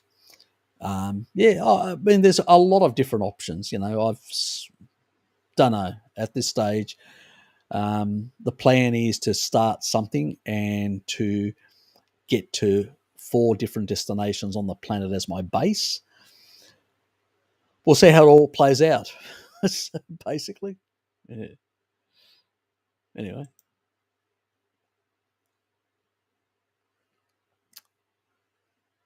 turmeric is heavy in anti-nutrients. Please post, tag me the research.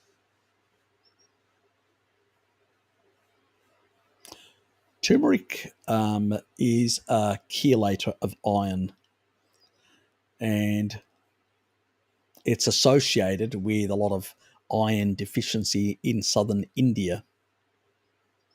But we've only got associational data. But it is an established chelator of iron. Some people have actually recommended it as a chelator for iron overload, but it doesn't really fix the problem. It sort of masks it. At the end of the day, the best regulator of iron is, again, taurine. That's why a lot of people who go on a carnivore diet actually have resolution of their hemochromatosis.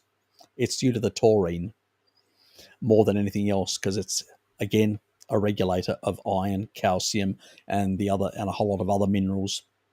Again, the magic of taurine. Yep, I remember that. Gin. Disappointing. You guys used to buy a whole lot of palm oil in the past from Malaysia and Indonesia.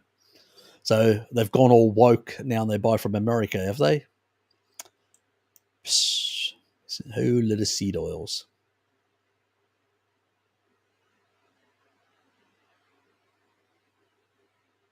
Some old school snacks, okay. So all the new stuff is all US seed oil. Yeah, it's good for the trade balance, is that it? Yes, I suspect not for the human health. Yep, not a problem, Harry. So gallbladder flushes are dangerous. I wouldn't do one. Definitely not. There have been people that have done gallbladder flushes. They've had stones lodged in their pancreas, and they've had severe pancreatitis, and you can end up in hospital. So what we want to do is we want to slowly emulsify them and slowly remove them.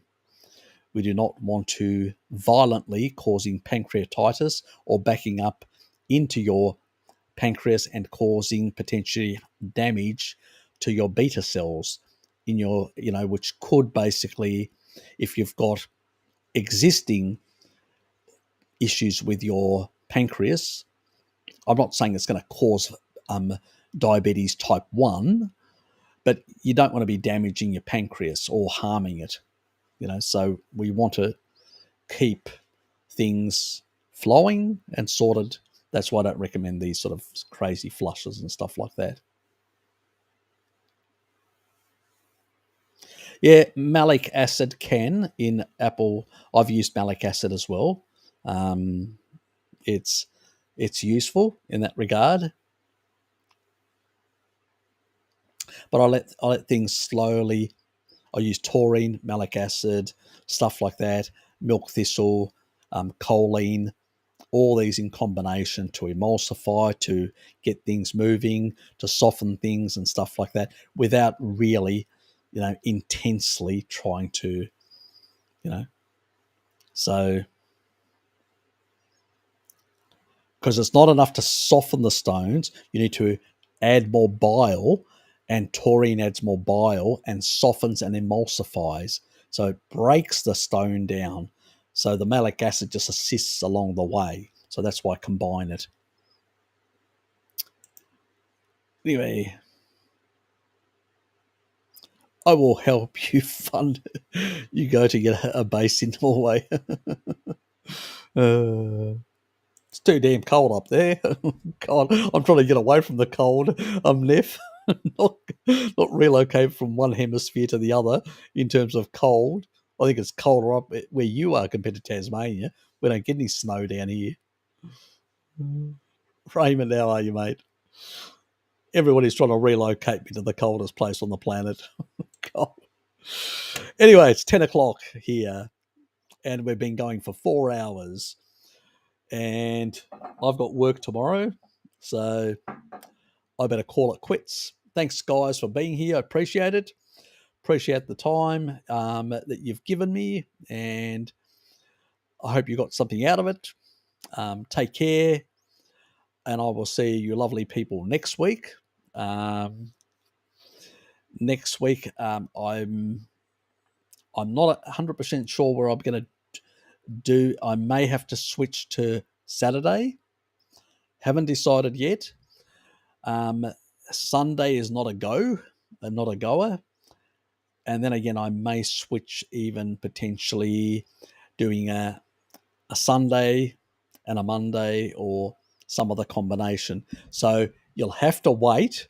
So it's going to be, it could be even through the week where I may do one through the week in the evenings and then do one in the mornings, like on a Saturday morning, really early. And then because I do have a number of things to do for that job that I want to, so I have to write up some stuff. So that's going to be basically, I'm going to try and squeeze a couple of hours here or there. Let's put it that way towards the end of the week. How I manage to work around my own schedule, we'll see how it plays all out at the moment. See you, Tom. Thanks, mate, for being here. Alex, thanks, mate. Take care. Stefan, appreciate it for being here.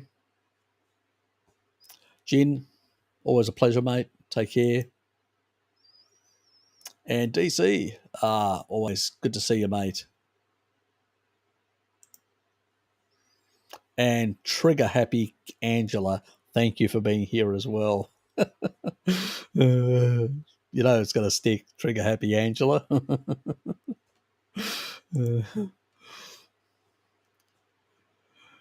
Cheers, mate. Yeah, thanks for being here, Bruce.